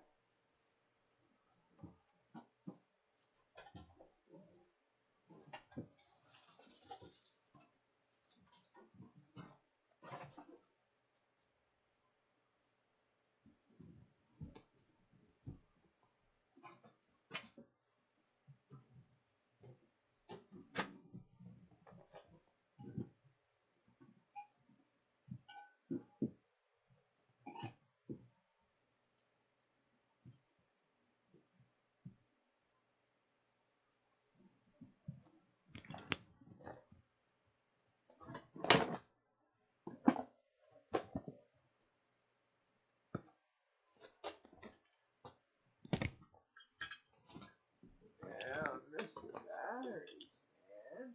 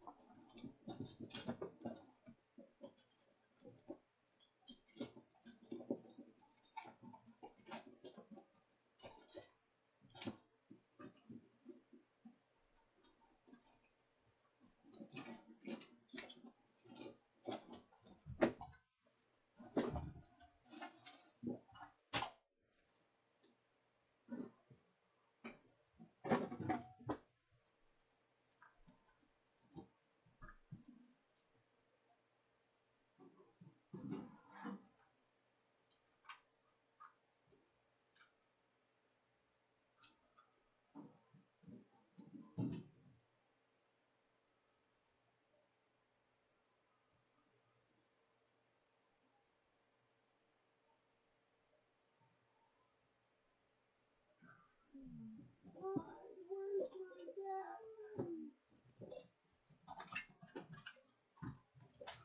Don't do this to me. Where's my batteries? What the fuck's going on?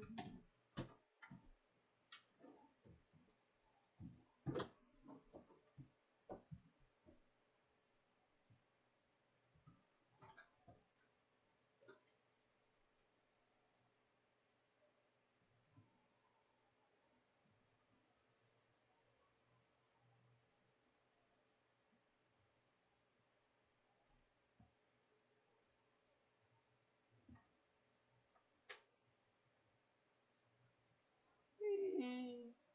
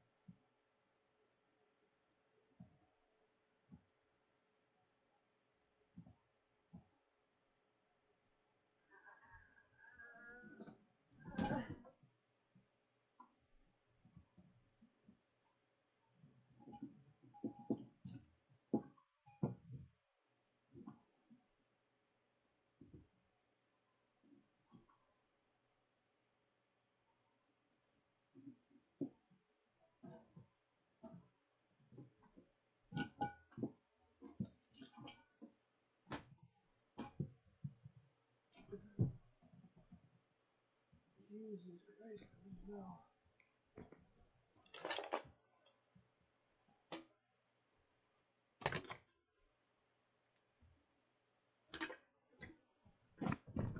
Ah! Ouch! That hurt.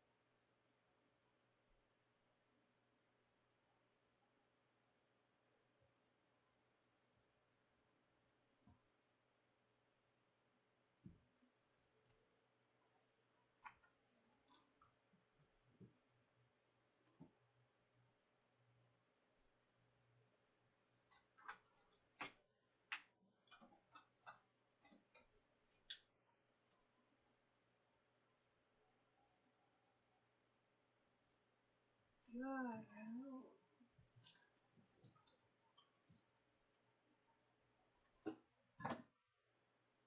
No.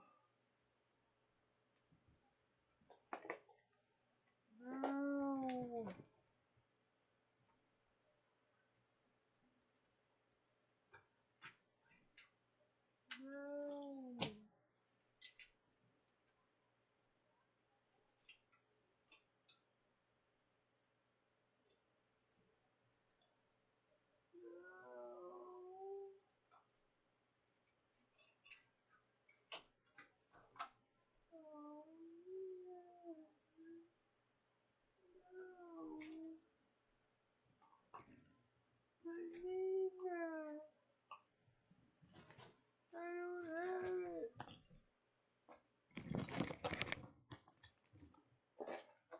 Wow.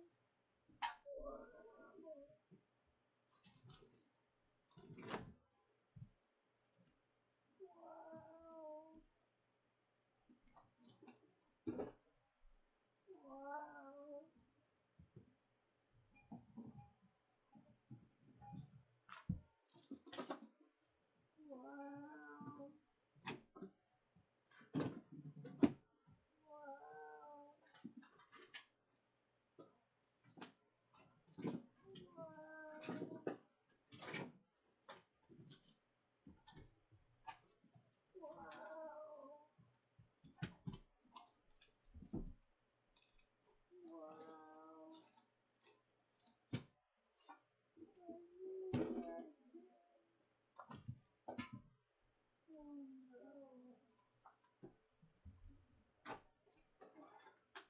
Oh no. Oh no.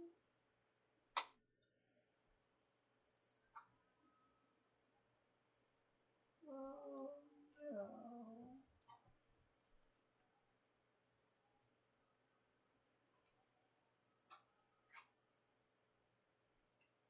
Oh no.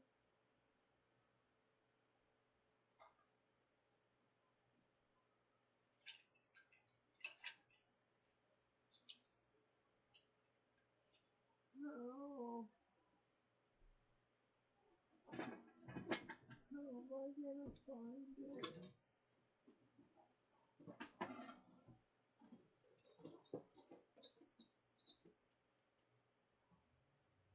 Wow. I have to find it.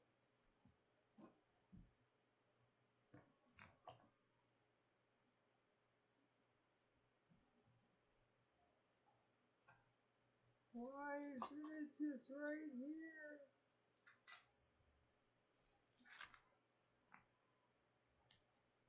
Oh my god.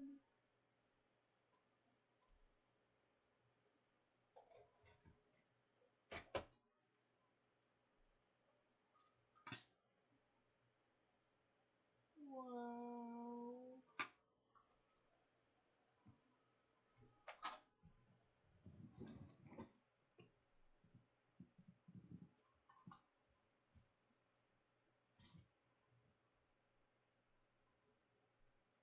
Hey, it just appeared.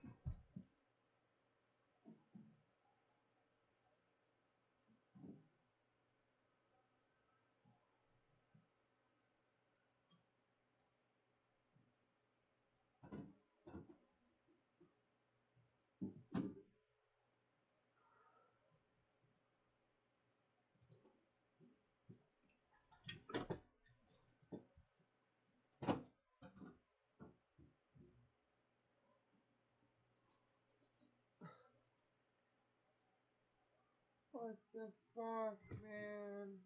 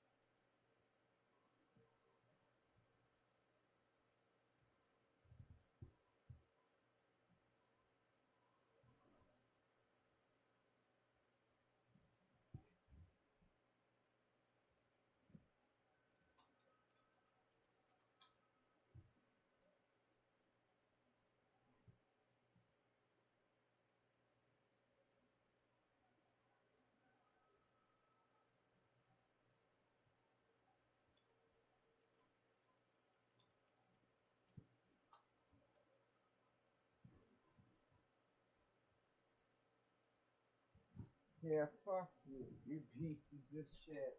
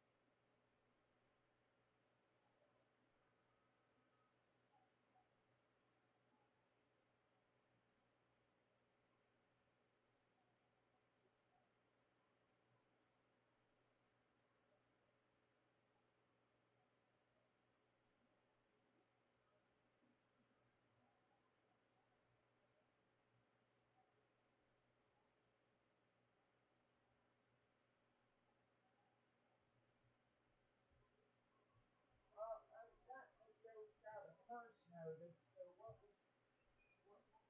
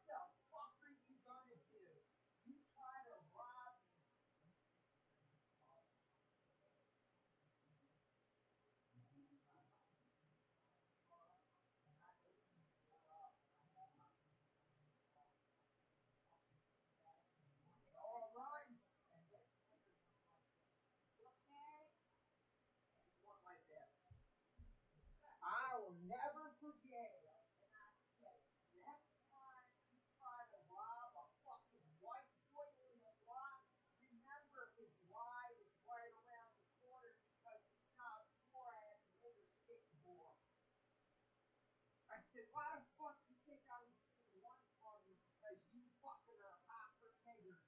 I said, and her mom was like, everybody was staring at me in the driveway. Because they heard what I said. You try to fucking burn me? Everybody, these motherfuckers are burning. And they didn't say shit back because they knew what the fuck they were. They were little hopper niggers burning. And I can't believe how many times I said that. It was the one time I'll never forget that happened.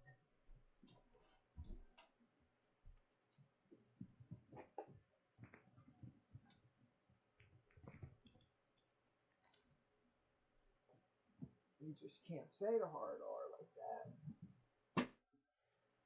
It's disrespectful. It's rude. It's ignorant. You can't do it. You can't do it.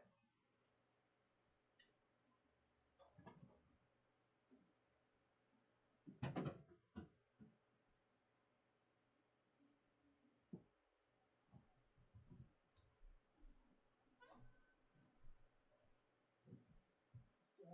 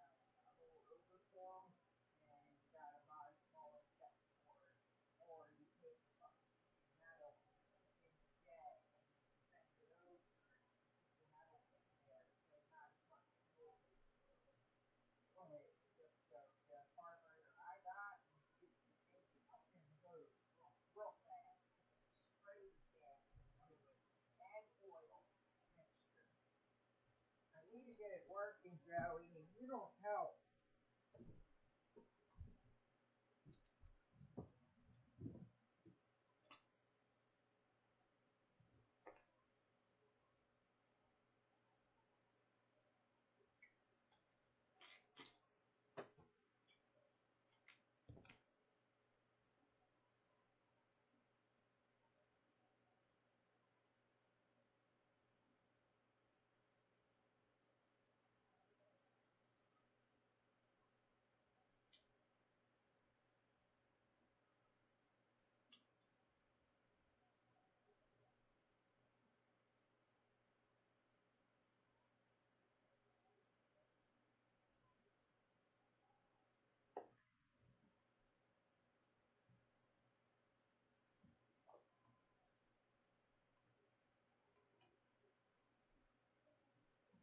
Come on, man. No. There we go. Now, where's that drill at?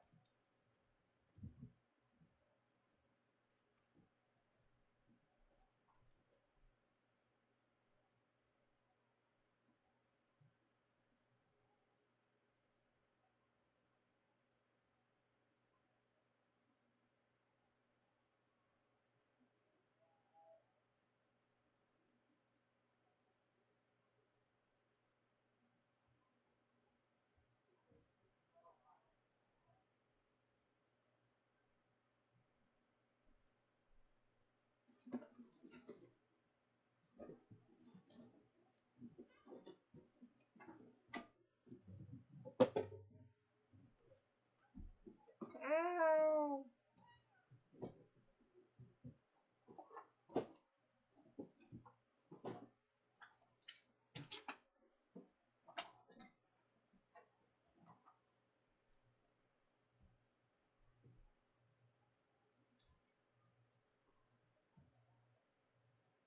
Wow.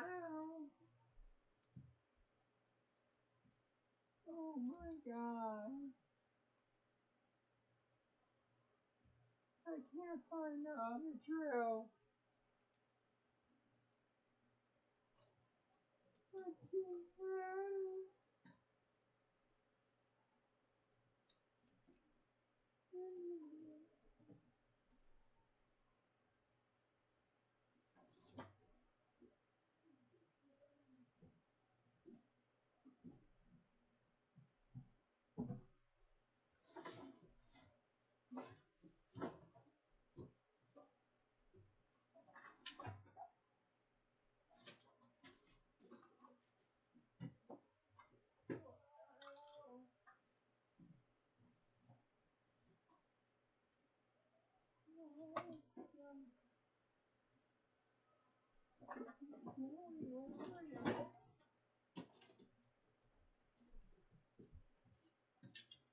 What is going on?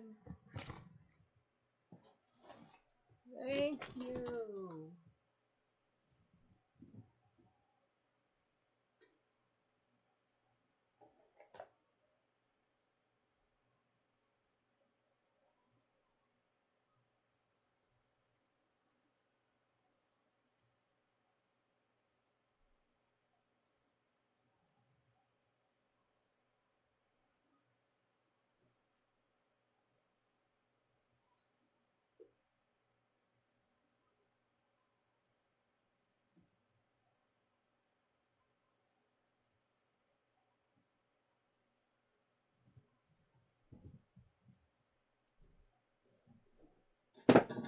Ow. It's like,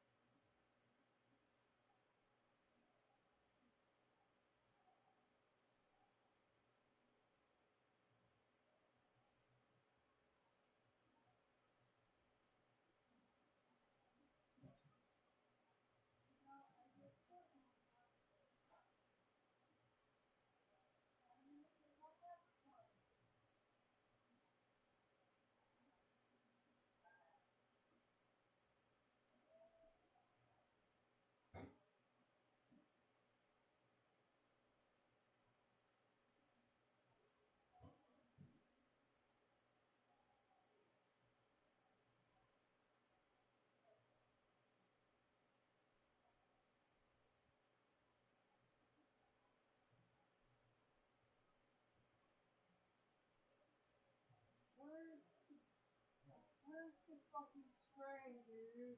Of the car cleaner. Or the fucking... I don't have any spray, dude. Dude, you bought 2 bottles last time you were out of starter fluid. I gave you a key. No, I didn't buy starting fluid. I bought penetrating oil. And I gave you that for when you tried to fix the fan. I used all our starter fluid we have none.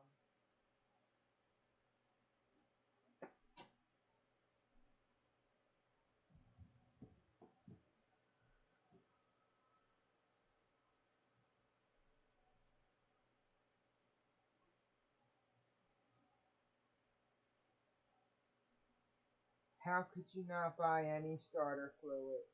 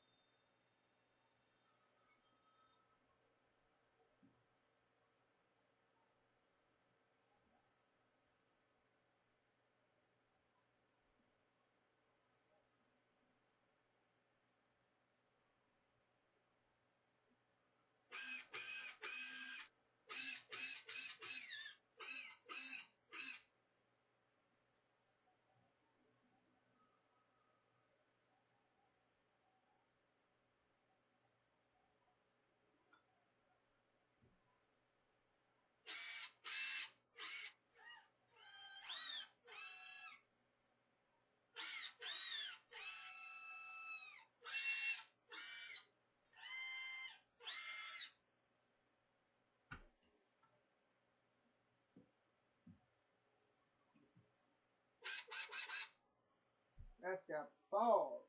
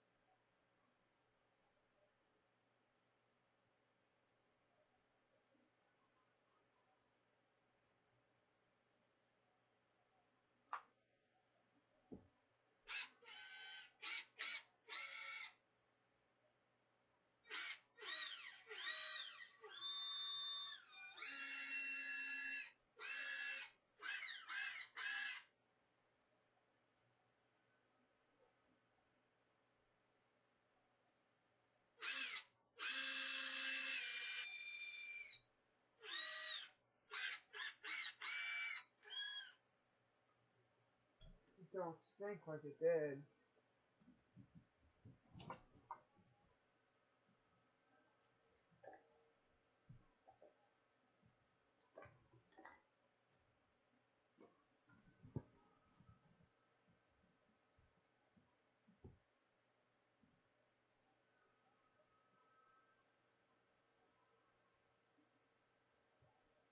Whoa, it's back. What's back?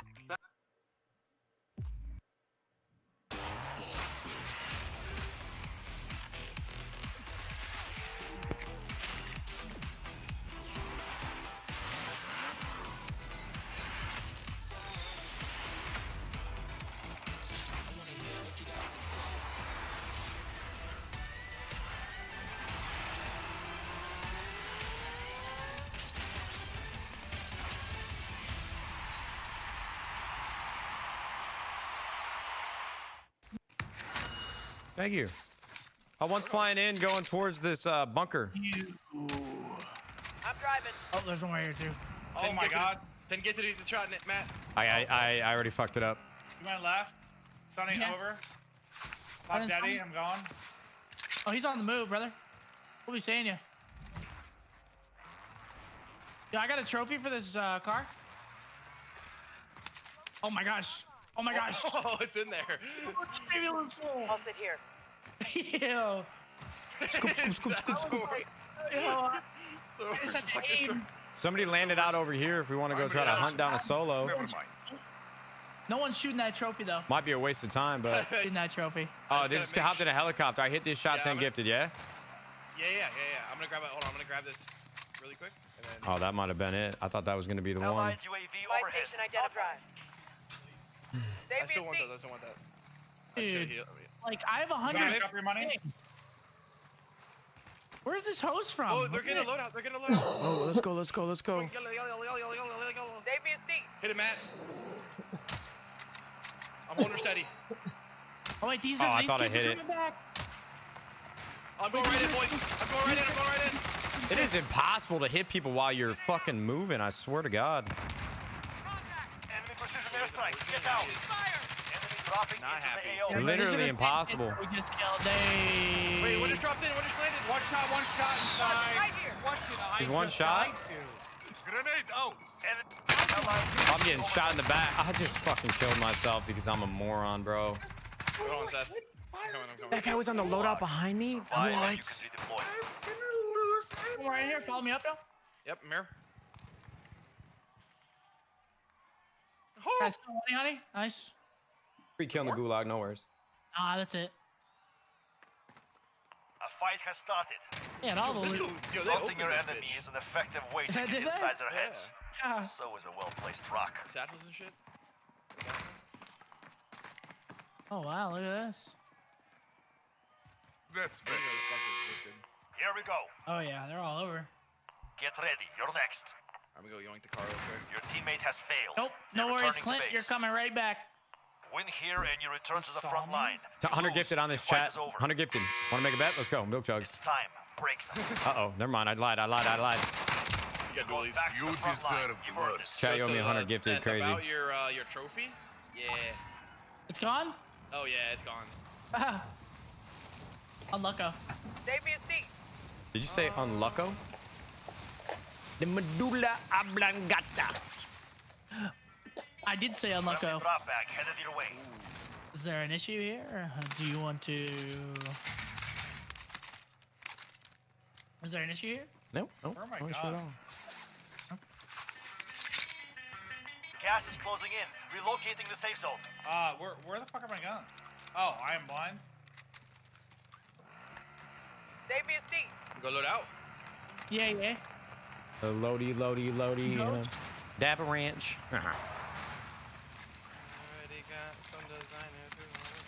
All right, here we go. Ooh. I'm driving. Save me a seat. I got Hold her shotgun. steady there, Alfred. All right, turn me up, gentlemen. What are we thinking? Like back towards maybe versions? God damn it, like I don't hangars know. and shit. Yeah, we haven't hit this side of the map. We got hangars maybe.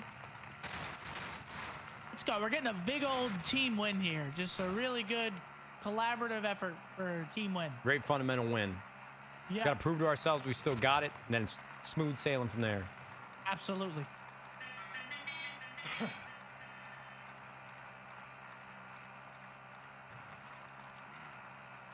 Why are you wearing FaZe Clan stuff, Clint? Hi. Oh, a helicopter Why? above us. Why are you? Hit it. Oh, I hit one. 10 gifted. 10 gifted if you knock one. Okay. I'm hit. Oh, shit. Oh, whoa. Help. Get me. Oh, I got your bush. Lights out. Got gas moving in. Slide now, quick scope. Watch your six. That was disgusting, bro. Yo, you know what he said? He said a shotgun killed me. Oh, no, yeah, that was not a shotgun, brother. Oh, they just threw the heli. They threw the chelly at us, dude. Oh, yo. I'm getting hit. Ooh, that guy's got a beam. That guy's got a beam. Nah, don't give him the credit. He sucks. He crossed left towards version.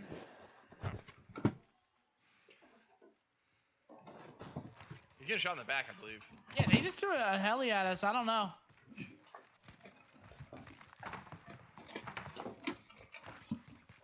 Put on a clinic right now with car 98. Let's get it. There are people fighting in the hill. They Yeah, should hold be on. coming I'll be right back. 2 seconds. Target right here.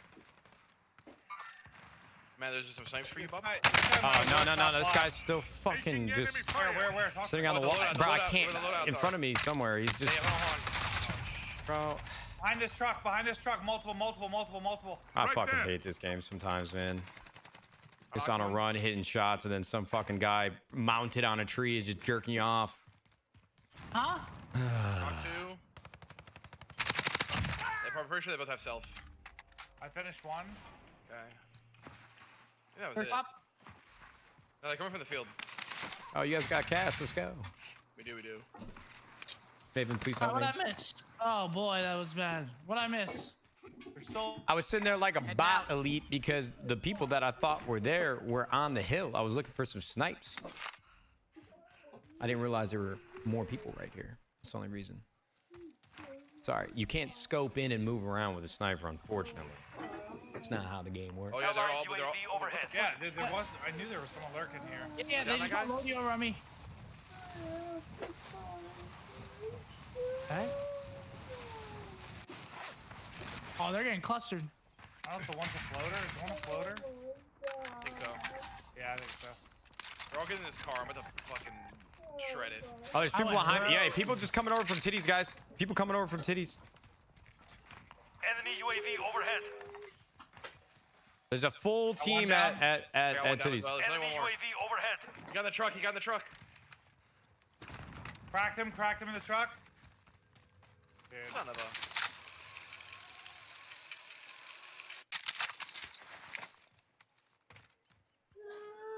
Helicopter coming right at me. Oh, my eyes just started doing all fucking. Oh. Helicopter right on me. Hit the shot.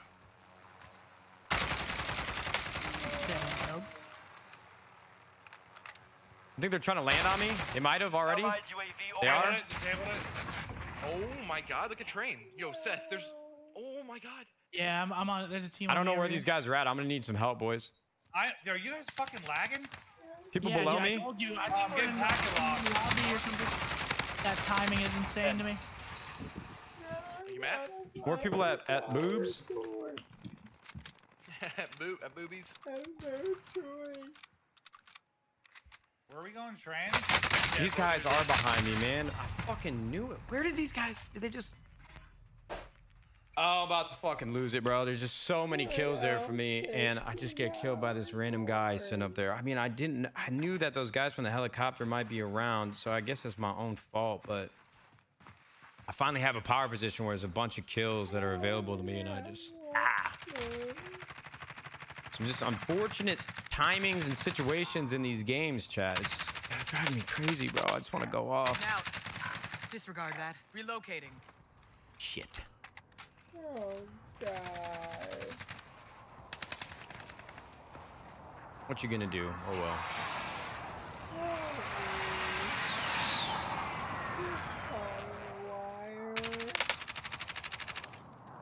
Moving here.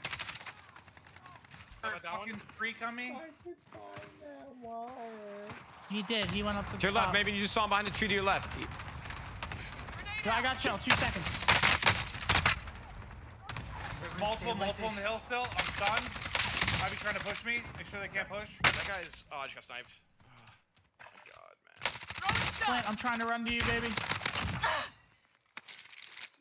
I'm resable. Never mind. You're not dead yet. Evan had a bag on him too. Just heads up. They close. Far? Sniper up in the hill somewhere.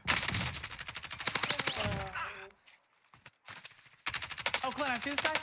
Wait, why did my screen just go black? Oh, the hell? That was weird. Okay, Clint. One guy, top apartments. He's the king.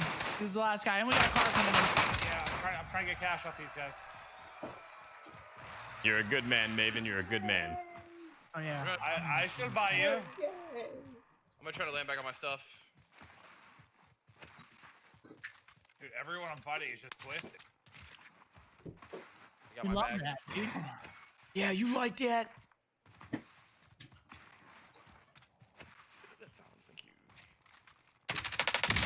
The shots, maybe. Wonder if that guy had a loadout. He's rezzing. I'm going as fast dude, as I can. I can't call a fucking streak in because it's some other fucking bullshit streak. got both these guys. Eliminated the most wanted target. Good job. Turn me up. Did they have loadouts, Seth, up there? Yeah, there's a kilo here. Ooh, okay. Kilo here. Assault rifle mark. There's some guns. M13 in there. All right, turn up, turn up. All right, I'm pretty sure they're fighting. You drop me some AR ammo. And also, And there you go. Sorry, brother. There's a guy superstore. Yeah, here. Moving. Superstore's lit. Superstore's knocked. I'll drive. I got one knocked Superstore, like I said. Yeah, I'm going. Yeah, another one, here. another one. Dude, they're all there. Oh my god, they're all right there. Run them over. I'm getting. Behind. Where the Behind, fuck here, is this guy now, man? Knock them. This is the same guy that killed me earlier. He's Yo, is this car about to blow up? No, we're chilling. Okay. Where did Matt die from? the same, bro. He was below apartments. This one guy, guy? it's the same guy that killed me top apartments. This guy was crouching underneath. Bro. I'm behind you back. We killed 3 apartments. No, his name is Blaze that killed me. You mean it? You meant a virgin. Yeah. Bro, same guy though, same situation. I'm in disbelief. He's got to be inside apartment. Go get your revenge. Oh, bro, let me get a gun and just like I want to snap that guy's neck with a nice assassination. Hell? How did he get so far if he just crouch walks everywhere? Where is he? I don't see He's got to be underneath there, bro. This guy's a ghost, man. He had to have flown off or something. No. He was underneath, literally crouching underneath. I promise you. But the store pushed him out, though. I'm going to find him. You guys can take the truck. I'm going to find this guy. You think he's in there? Oh, no, I'm finding him 100%. I'm on a mission. I'm leaving you then. Have fun. I'll see you guys soon. I'm going to kill him. Wait. Scooby-Doo. Oh. Unless the gas killed him. I'm coming back for Scoopy. I love you. I'm gonna get a UV too while we're at it. Why not? Yeah, maybe you can get one too if you want. I'm holding a precision. I can drop for somebody. Okay, yeah, I'll pick it up. He had to have gone to storage or he's camping behind a rock. Oh, he's up top. He's right here. It's him. Oh. Up top where? Wow. Top white, second floor. He has teammates too. He broke glass. I just got smoked. I'm back. I got him. His teammates weren't there. His teammates were far away. His teammates weren't there? Okay. No, they were far away. Clint, no! Well, that was his teammate. That was his teammate. How did he get to white, bro? Look at this guy. Was moving. We gotta take this truck. We gotta take this truck. How did he get out? I don't understand. Listen, we win this. Matt, you gotta drive. Why do I gotta drive? Okay. I have a U. Call it then. Did you loot? Allied UAV overhead. Yeah, this is a throwback duo. Y'all need to All clutch friendly this up. forces are in the safe zone. For the colony. Let's go.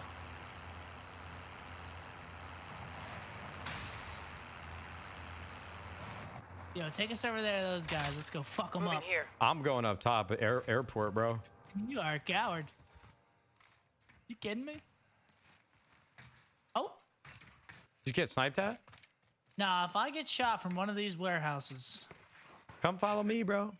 Follow Rafiki. He will show you the way. Oh, fucking. You were first. Sorry, Clint. Clint. Oh, he fucking hates you. Oh, sorry. You are good. Dude, I just need to get another win, bro. I've been playing so long. I'm playing like shit. Yeah, right we're gonna now. get this stuff. I'm gonna flip for loadout. Oh, nice. Wait, hold on. It's comms. People on me over here? I got you. Beautiful. Love you. Thank you. Oh. Mark the target. Oh, he's on top of airport. Yo, no, not like this, please. I got one knocked. Oh. Yeah, I'm sprinting at a guy I saw over here. I'm gonna die, but I'm just gonna fly to you stuff, try to help and get guns. Kill him. I like that idea. All right, he's right in front of me here. Full kill. He has a growl. There's another team. There's another team with the yellow buildings over here. Oh, I'm getting shot in the back from across. Oh shit. Loadout should be dropping right now. His gun's bugged. This is sick. Excuse me? UAV. Allied UAV overhead. People underneath airport. Back on the way. I'm going up top like a fucking moron. Don't care. Yeah, this guy's gonna come in for one of these loadies. You get lit up. Yep, here he comes, Clint. Right here. Nice. Oh, they know. Okay, nice. Top airport on me, guys. Oh my god, they have an airstrike, bro. What the fuck? Oh, Seth, I might need your, or Maven, I might need your help here. Coming. There, these guys are stream sniping us, by the way. Just be clear.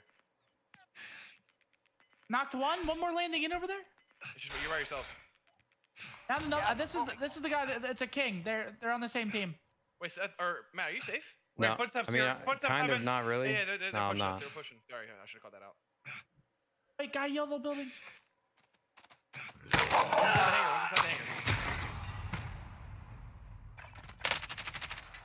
This guy's top ATC, heads up. Hey, he's one bullet on the backside of the hangar. One's on loadout. Guy on loadout. One backside the deep hangar, Evan. I've downed this guy over here. I cracked one deep, Evan. I'm getting shot from airport. Look at the hangar towards fire, Evan. Yeah, just so you guys know, there's a full team top airport, and then there's a team in ATC. Yeah, they were sniping at us from top airport. Dude, I think I just let him run to the left. I just got sniped in the back from the airport. If you can win that, I'm good. Yo, I got hella heads on me. Oh, I gotta get Maven real quick. Seth's balling.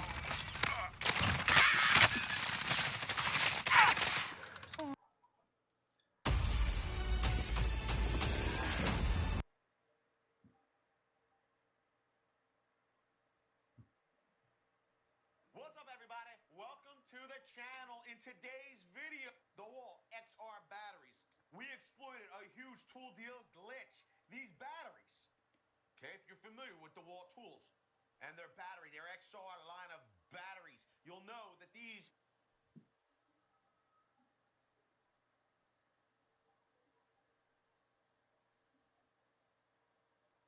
What's up, everybody? My name is Vince. Welcome to the channel. Today's video, we're going to give you some options. You want to find an easier way, but maybe you don't have enough tracks and stud to warrant buying a designated chop saw. Maybe you just don't have, it's not enough, it's just not big enough of a job. Is there something in between? Well, today, we might just have an option for you.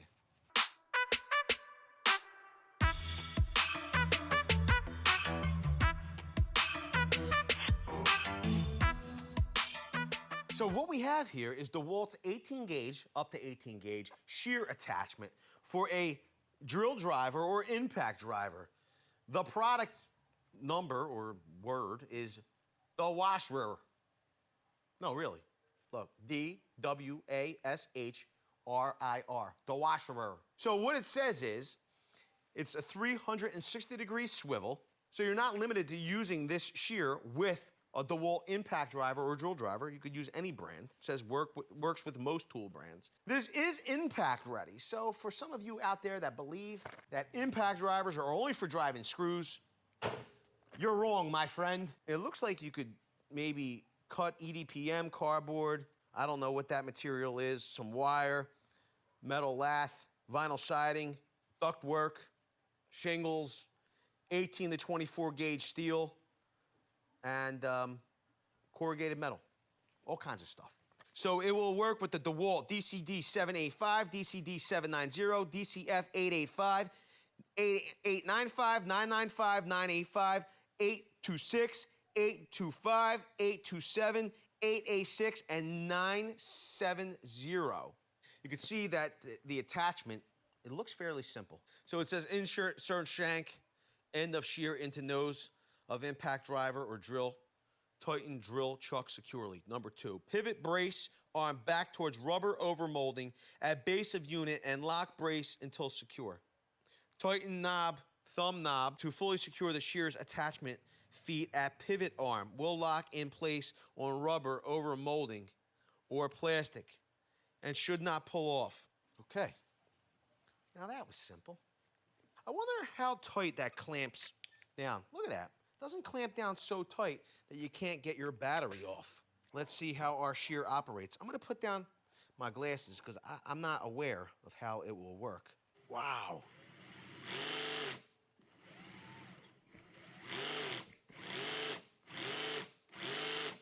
But here's your blade adjustment right here, okay?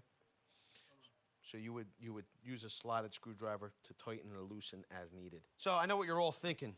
All right. So what we have here is not 18 gauge track, but this is 20 gauge track.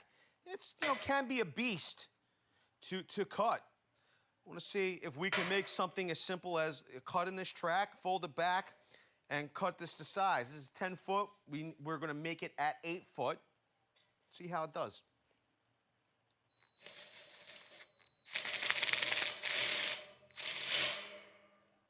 Pretty simple. Are we going to be able to make this cut in here? Is this going to be too big?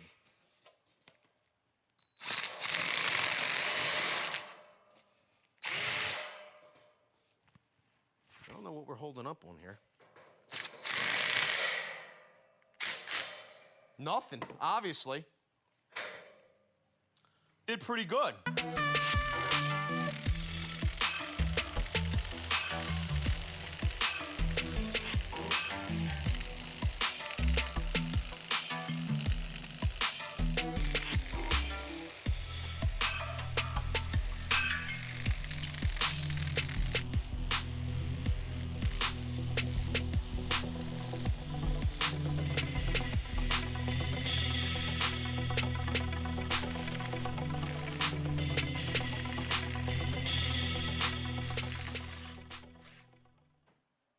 I will admit, this is a pretty cool attachment that would make you, if you had to do a bunch of metal framing or cut out ductwork, it could make you a lot more productive. I know some people are gonna be like, oh, my hand snips, I could do that. I've been doing this since blah, blah, blah, blah, blah. I hear you, but maybe you got a little arthritis in the forearm. Maybe you're looking for a cool attachment for your impact driver. Might make your job a little easier. And if you like the idea of cool attachments that make your job easier,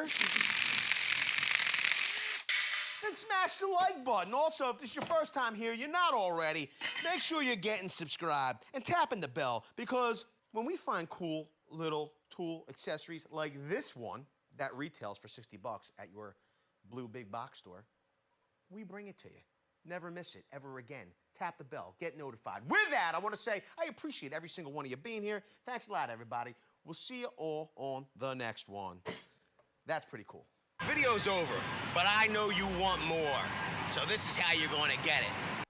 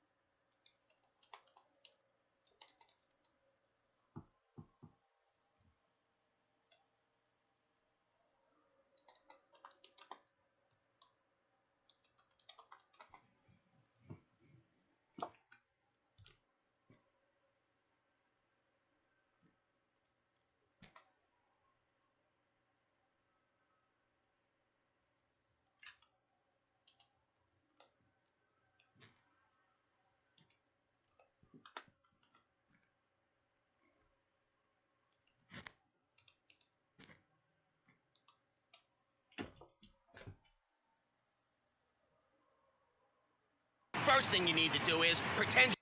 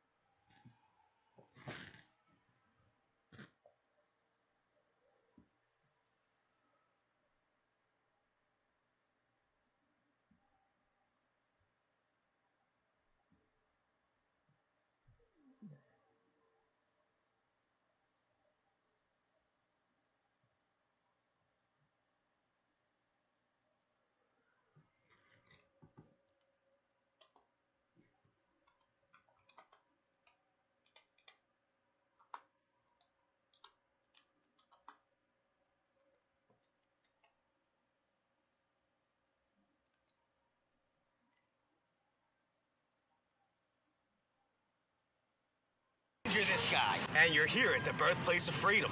Now ring that bell like it's 1776 and let all notifications through. What? You're not subscribed yet? Well, smash this button here.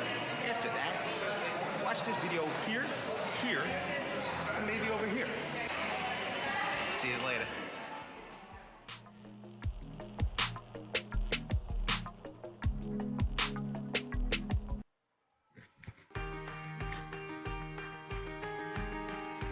Right now, you're busy. What's up there, Lucas Mancini? At the same time because they already had it set up. That promotion stacked with the buy more save more deal.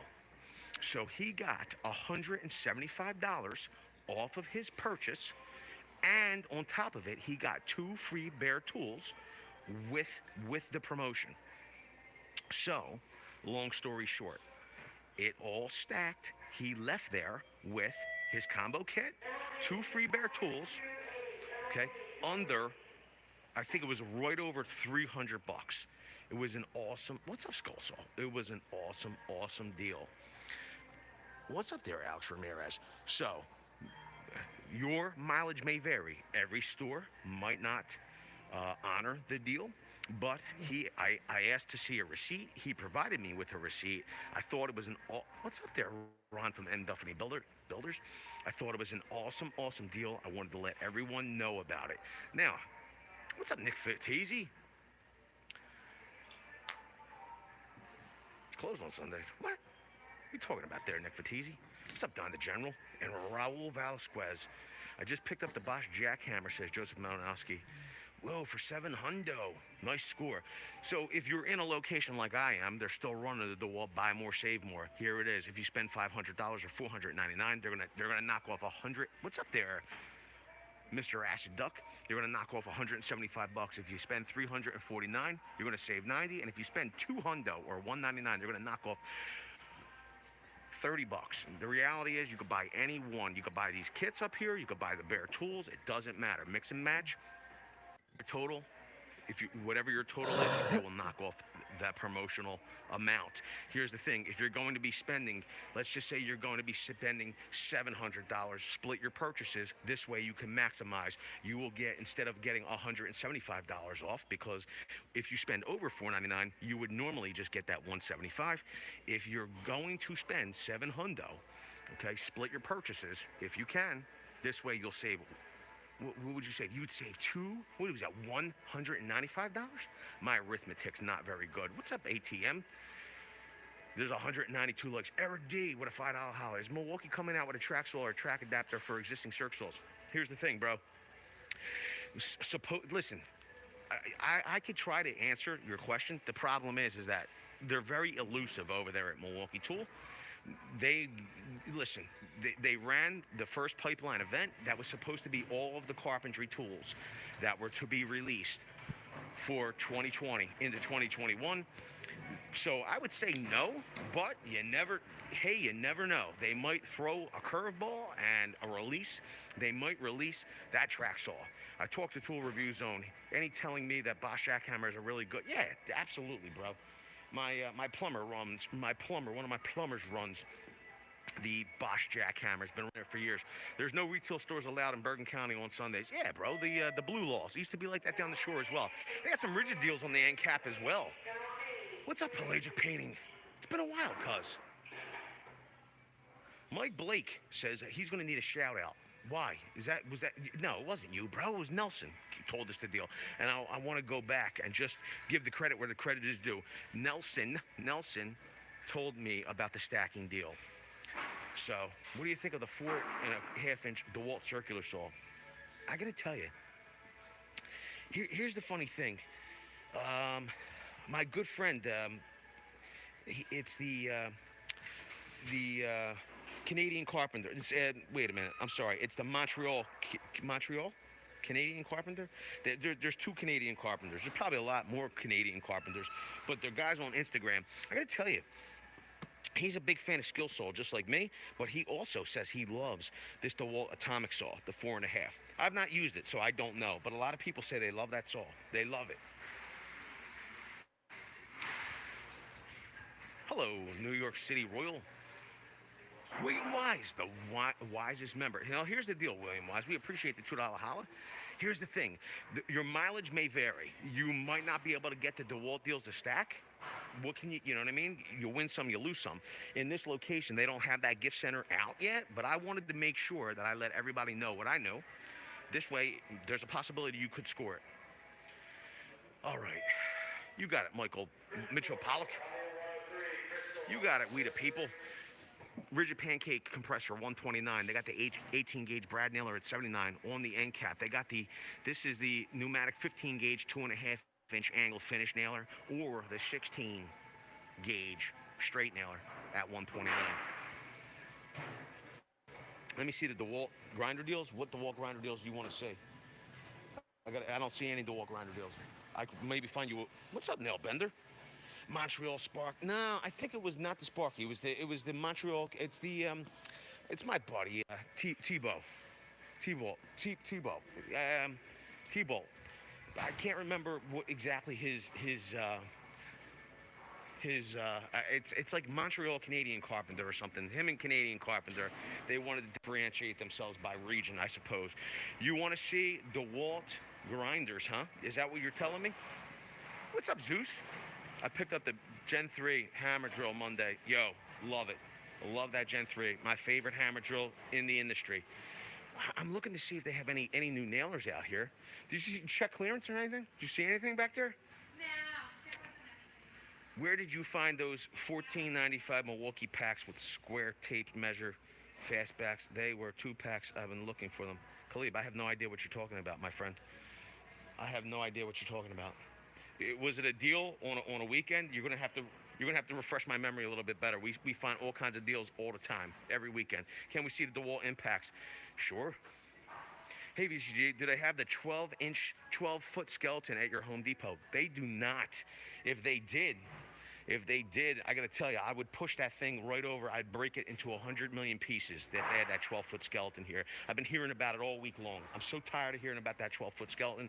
I would literally snap it in half if I could. Snap it in half. Don the General, Don the General. I'm gonna snap. If I find it, I'm gonna snap it in half. I did find one at my sister-in-law's neighbor's house. What's this? I was instructed to liberate the 12-foot skeleton. I was told to liberate it. I'm not going to mention any names, but I was told to liberate that skeleton, and the reality is that we don't do things like that. What's up, Liam's channel?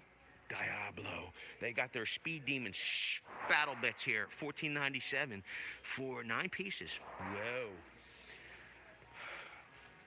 Here's the Gen 3 hammer drill kit. You made my night. Thanks for the laugh. You got it, Matthew. So we have your choice: Gen 3 hammer drill or the Surge at $129. I gotta tell you, this is like match made in heaven right here. Gen 3 hammer drill and the Surge. Love these 2 tools. Best in the industry. This is one of my favorite impact drivers. Or you can get the 5 amp hour starter kit. I gotta tell you, here's the thing. These 2 tools respond very well to the new 6 amp hour batteries with the 21700 cells. So if you can score the deal with the 21700 cells, I would do that. Yo, I want to see if they have that Husky deal. Is that my phone? I don't know. No, it is not my phone. I want to see if they have that Husky deal that Chad was telling me about last week. Yo, look, it's a dual bevel glide motor saw from Bosch. It's $649 here. Yo, everybody loves this saw. They look at it. Oh my Lord, it's like buttery smooth. CJ Jensen says when the Home Depot stops belittling people, they will return. Sorry you feel that way, CJ Jensen. I can understand some people's frustrations. I will admit it. We did an entire video about it, about what's going on. And listen, here's the deal. Home Depot is one of my favorite retailers. I have a great time walking through here. I'm like a kid in a candy store. Everybody knows. What's up there, our Wingo? Our Wingo says hello, honey. The missus says she's feeling a little better. Yo, what's this? Crescent, 7-inch, straight jaw, $11. Pretty cool. Do you need to back it up? There we go. Thank you. I'm just trying to give you a little working room. You the best. Thank you. We have such a nice staff here. Very helpful. Giving me a little working room. Yo, what's this? I love when I see the yellow tags. This looks pretty cool. Monogram quick snap utility knife with the Mago grip. I dig that. What's up there, Brock George? Remember, type at VCG Construction. It will help me to see your comment so I can answer your question. Chaka Gillis says, Ryobi is trash. Vinny, I know you're PC about it. Because I literally try to show love to everybody and everybody's brand. There is a place for the Ryobi. Homeowners, hardcore DIYers, it gets it done for them. Chaka doesn't feel the same. And we appreciate the $2 holler. Now remember, everybody, yo, Nail Bender says that Bosch Glide is great for the shop, too big and bulky for the site. Cutting crown and base on the right side stinks unless it's laid flat. Gotcha, bro. We appreciate that feedback. Of a person, somebody that I used to know, didn't like the Glide. Said it once it was out of alignment, it was impossible to get back into alignment. I will tell you this much: they must be rolling in all the new 20-volt max and flex volt advantage tools, because we're looking a little bare here. Rapunzel, let your hair down. What's up, Trillium? How you doing? We appreciate that. Listen, I'm sorry, like some of your comments earlier, I did not see. I saw some highlighted comments flash by. The reality was, I wanted to get out the deal so everybody can get the deal. So if you can just repeat your comment, it would help me to see it. Yo, Joseph Malinowski just gave the lowdown on the skeleton. Says Elmont Home Depot had that skeleton in stock as of 2 days ago. Yo, we appreciate that. Are there any There are no track saws here. At least none that I know of. Somebody said they wanted to see the wall impact drivers. Here is 3 of them in a row. Here is 3 of them. All the new sexy flexi tools. The recip saw, the circ saw, these are all shipping with the 9 amp hour battery. What's up, Liam? He says he's your biggest fan. You're the best, cuz. Casey Hamilton says any deals on the Milwaukee 18-volt batteries. I will look for you, my friend. What's up, Cody Berzik? And Khalib says thoughts on the recommended impact rated bit sets, Milwaukee DeWalt or Apex. I think they're all good, Khalib. I honestly, you know, Milwaukee, DeWalt, or Apex, I think they all make a really, really good bits. I think they do. What is going on here? I could. Why can I not get the words out? Yo, look at this. This is a cool little display here. They now have the high. They have the high output batteries here lined up. Look at it. It's like the Olympic medalist finalists over here, finishers. We have the gold, we have the silver, and the bronze.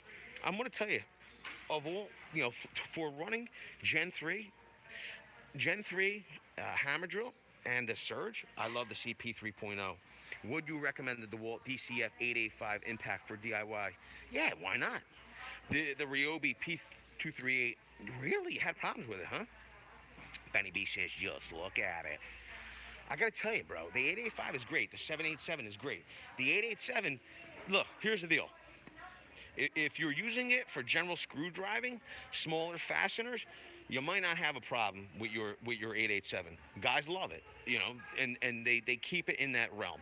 If you start pushing it and you start doing things like driving larger lag fasteners, or if you want the ability to drill larger holes, or use, you know, maybe some spattle bits with this impact, you have to be careful. I'm not telling you don't do it. I'm saying that in a lot of testing that we have done, these impacts, they fall down in that realm. You know, you could just use your drill. You just reserve this for, you know, smaller screw driving. You'll be fine. Timothy says the 3.0, this is the thing, bro. That router, compact router from Milwaukee, ships with a 3, I believe it's a 3, is it 3? I believe it's maybe it was the Sander. I thought it came with the 3.0, the XC 3.0. I agree, this is much better. Yo, Michael Cardinal says, just sent my for a surgeon for repair. Couldn't change speed anymore. When I pulled the trigger, there was no power. Send it in, bro. At least I'll stand behind it. Don the General linked the merch store. We appreciate that, cuz. Thank you so much. You want to see the batteries? Yo, impact driver? Here's one of my favorite from Milwaukee, right here. Compact brushless. This thing's a beast. Beast. Very powerful, compact. So this is a great tool. I will tell you this much. I've never tested this one. I like the compact, but I do like the brushless hammer drill as well. That's right. You tell him, Don the General. Have you ever tried off-brand M18 batteries? I have not. There's so many good deals, and there's so many free promos for batteries and such. I literally just keep it to the factory batteries. That's pretty funny. Cody Berzik says, press 1 for DeWalt, press 2 for Milwaukee. What's up, Big Zeke? Big Zeke, I could look at some tool belts for you. What's up, David Peterson? Best Milwaukee deal going on right now. Here's the thing. Your location might vary. In this location, it's probably the battery deal. I have to look at the end cap in this store. I will tell you this much. I'm gonna have to look for the battery end cap here. Of course, the second I open this vid, it's a Milwaukee section. It says Strength of Steel. Should have been here, when we got started, my friend. I spent the first 10 minutes talking about DeWalt. Strength of Steel. But of course, the second I read your comment, it's you crying about me looking at Milwaukee. I don't know what to tell you, bro. Oh my God, I'm doing good, Frankie Perez. I'm sorry, what? Oh, you made it on that. Well, block up. Yo, who's moderating? Oh, there you go. View deleted message. You're the man, Don the General. Buy Strength of Steel. Have heard positive and negative about the new atomic brushless impact. Have you any thoughts on that tool? This is the thing. They did a good job of preserving. Tell him thank you. Who? Don the General? Yeah. The missus says thank you, Don the General. They did a good job of preserving the. Yo, Carlos, what's up? Says don't forget to hit the. Oh my God, I'm doing good, Frankie Perez. I'm sorry, what? Oh, you made it on that. Well, block up. Yo, who's moderating? I have to look at the end cap in this store. I will tell you this much. I'm gonna have to look for the battery end cap here. Of course, the second I open this vid, it's a Milwaukee section. It says Strength of Steel. Should have been here, when we got started, my friend. I spent the first 10 minutes talking about DeWalt. Strength of Steel. But of course, the second I read your comment, it's you crying about me looking at Milwaukee. I don't know what to tell you, bro. Oh my God, I'm doing good, Frankie Perez. I'm sorry, what? Oh, you made it on that. Well, block up. Yo, who's moderating? Oh, there you go. View deleted message. You're the man, Don the General. Buy Strength of Steel. Have heard positive and negative about the new atomic brushless impact. Have you any thoughts on that tool? This is the thing. They did a good job of preserving. Tell him thank you. Who? Don the General? Yeah. The missus says thank you, Don the General. They did a good job of preserving the. Yo, Carlos, what's up? Says don't forget to hit the like button with a $5 holler. They did a good job of preserving the tool.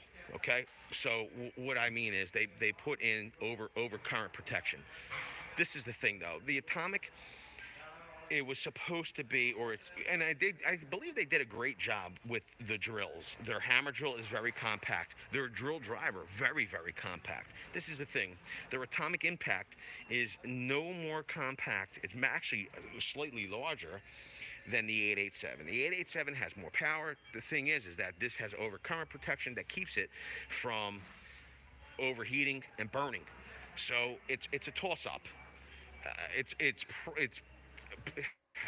Here's the thing. It's a reliable tool. It's just not the most powerful. And it's not powerful, especially for its size. Eric D. Hey, Vince, I have cutout holes for plumbing and lights in new pool panels. I need a new good metal hole saw than the 887. The 887 has more power. The thing is that this has overcurrent protection that keeps it from overheating and burning. So it's a toss-up. it's here's the thing. It's a reliable tool. It's just not the most powerful, and it's not powerful, especially for its size. Eric D. Hey Vince, I have cutout holes for plumbing and lights in new pool panels. I need a new good metal hole saw kit. Spider, Milwaukee, or DeWalt. Great job with the drills. Their hammer drill is very compact. Their drill driver, very, very compact. This is the thing. Their atomic impact is no more compact. It's actually slightly larger than the 887. The 887 has more power. The thing is that this has overcurrent protection that keeps it from overheating and burning.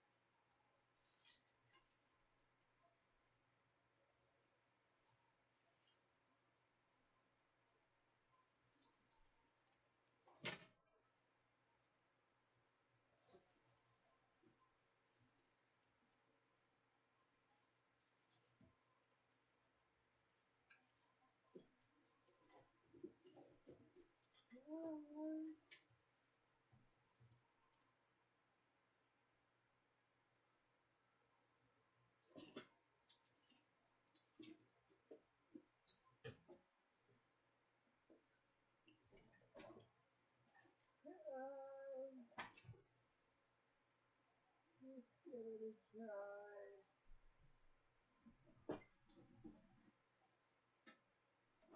No, that's not. I had screws.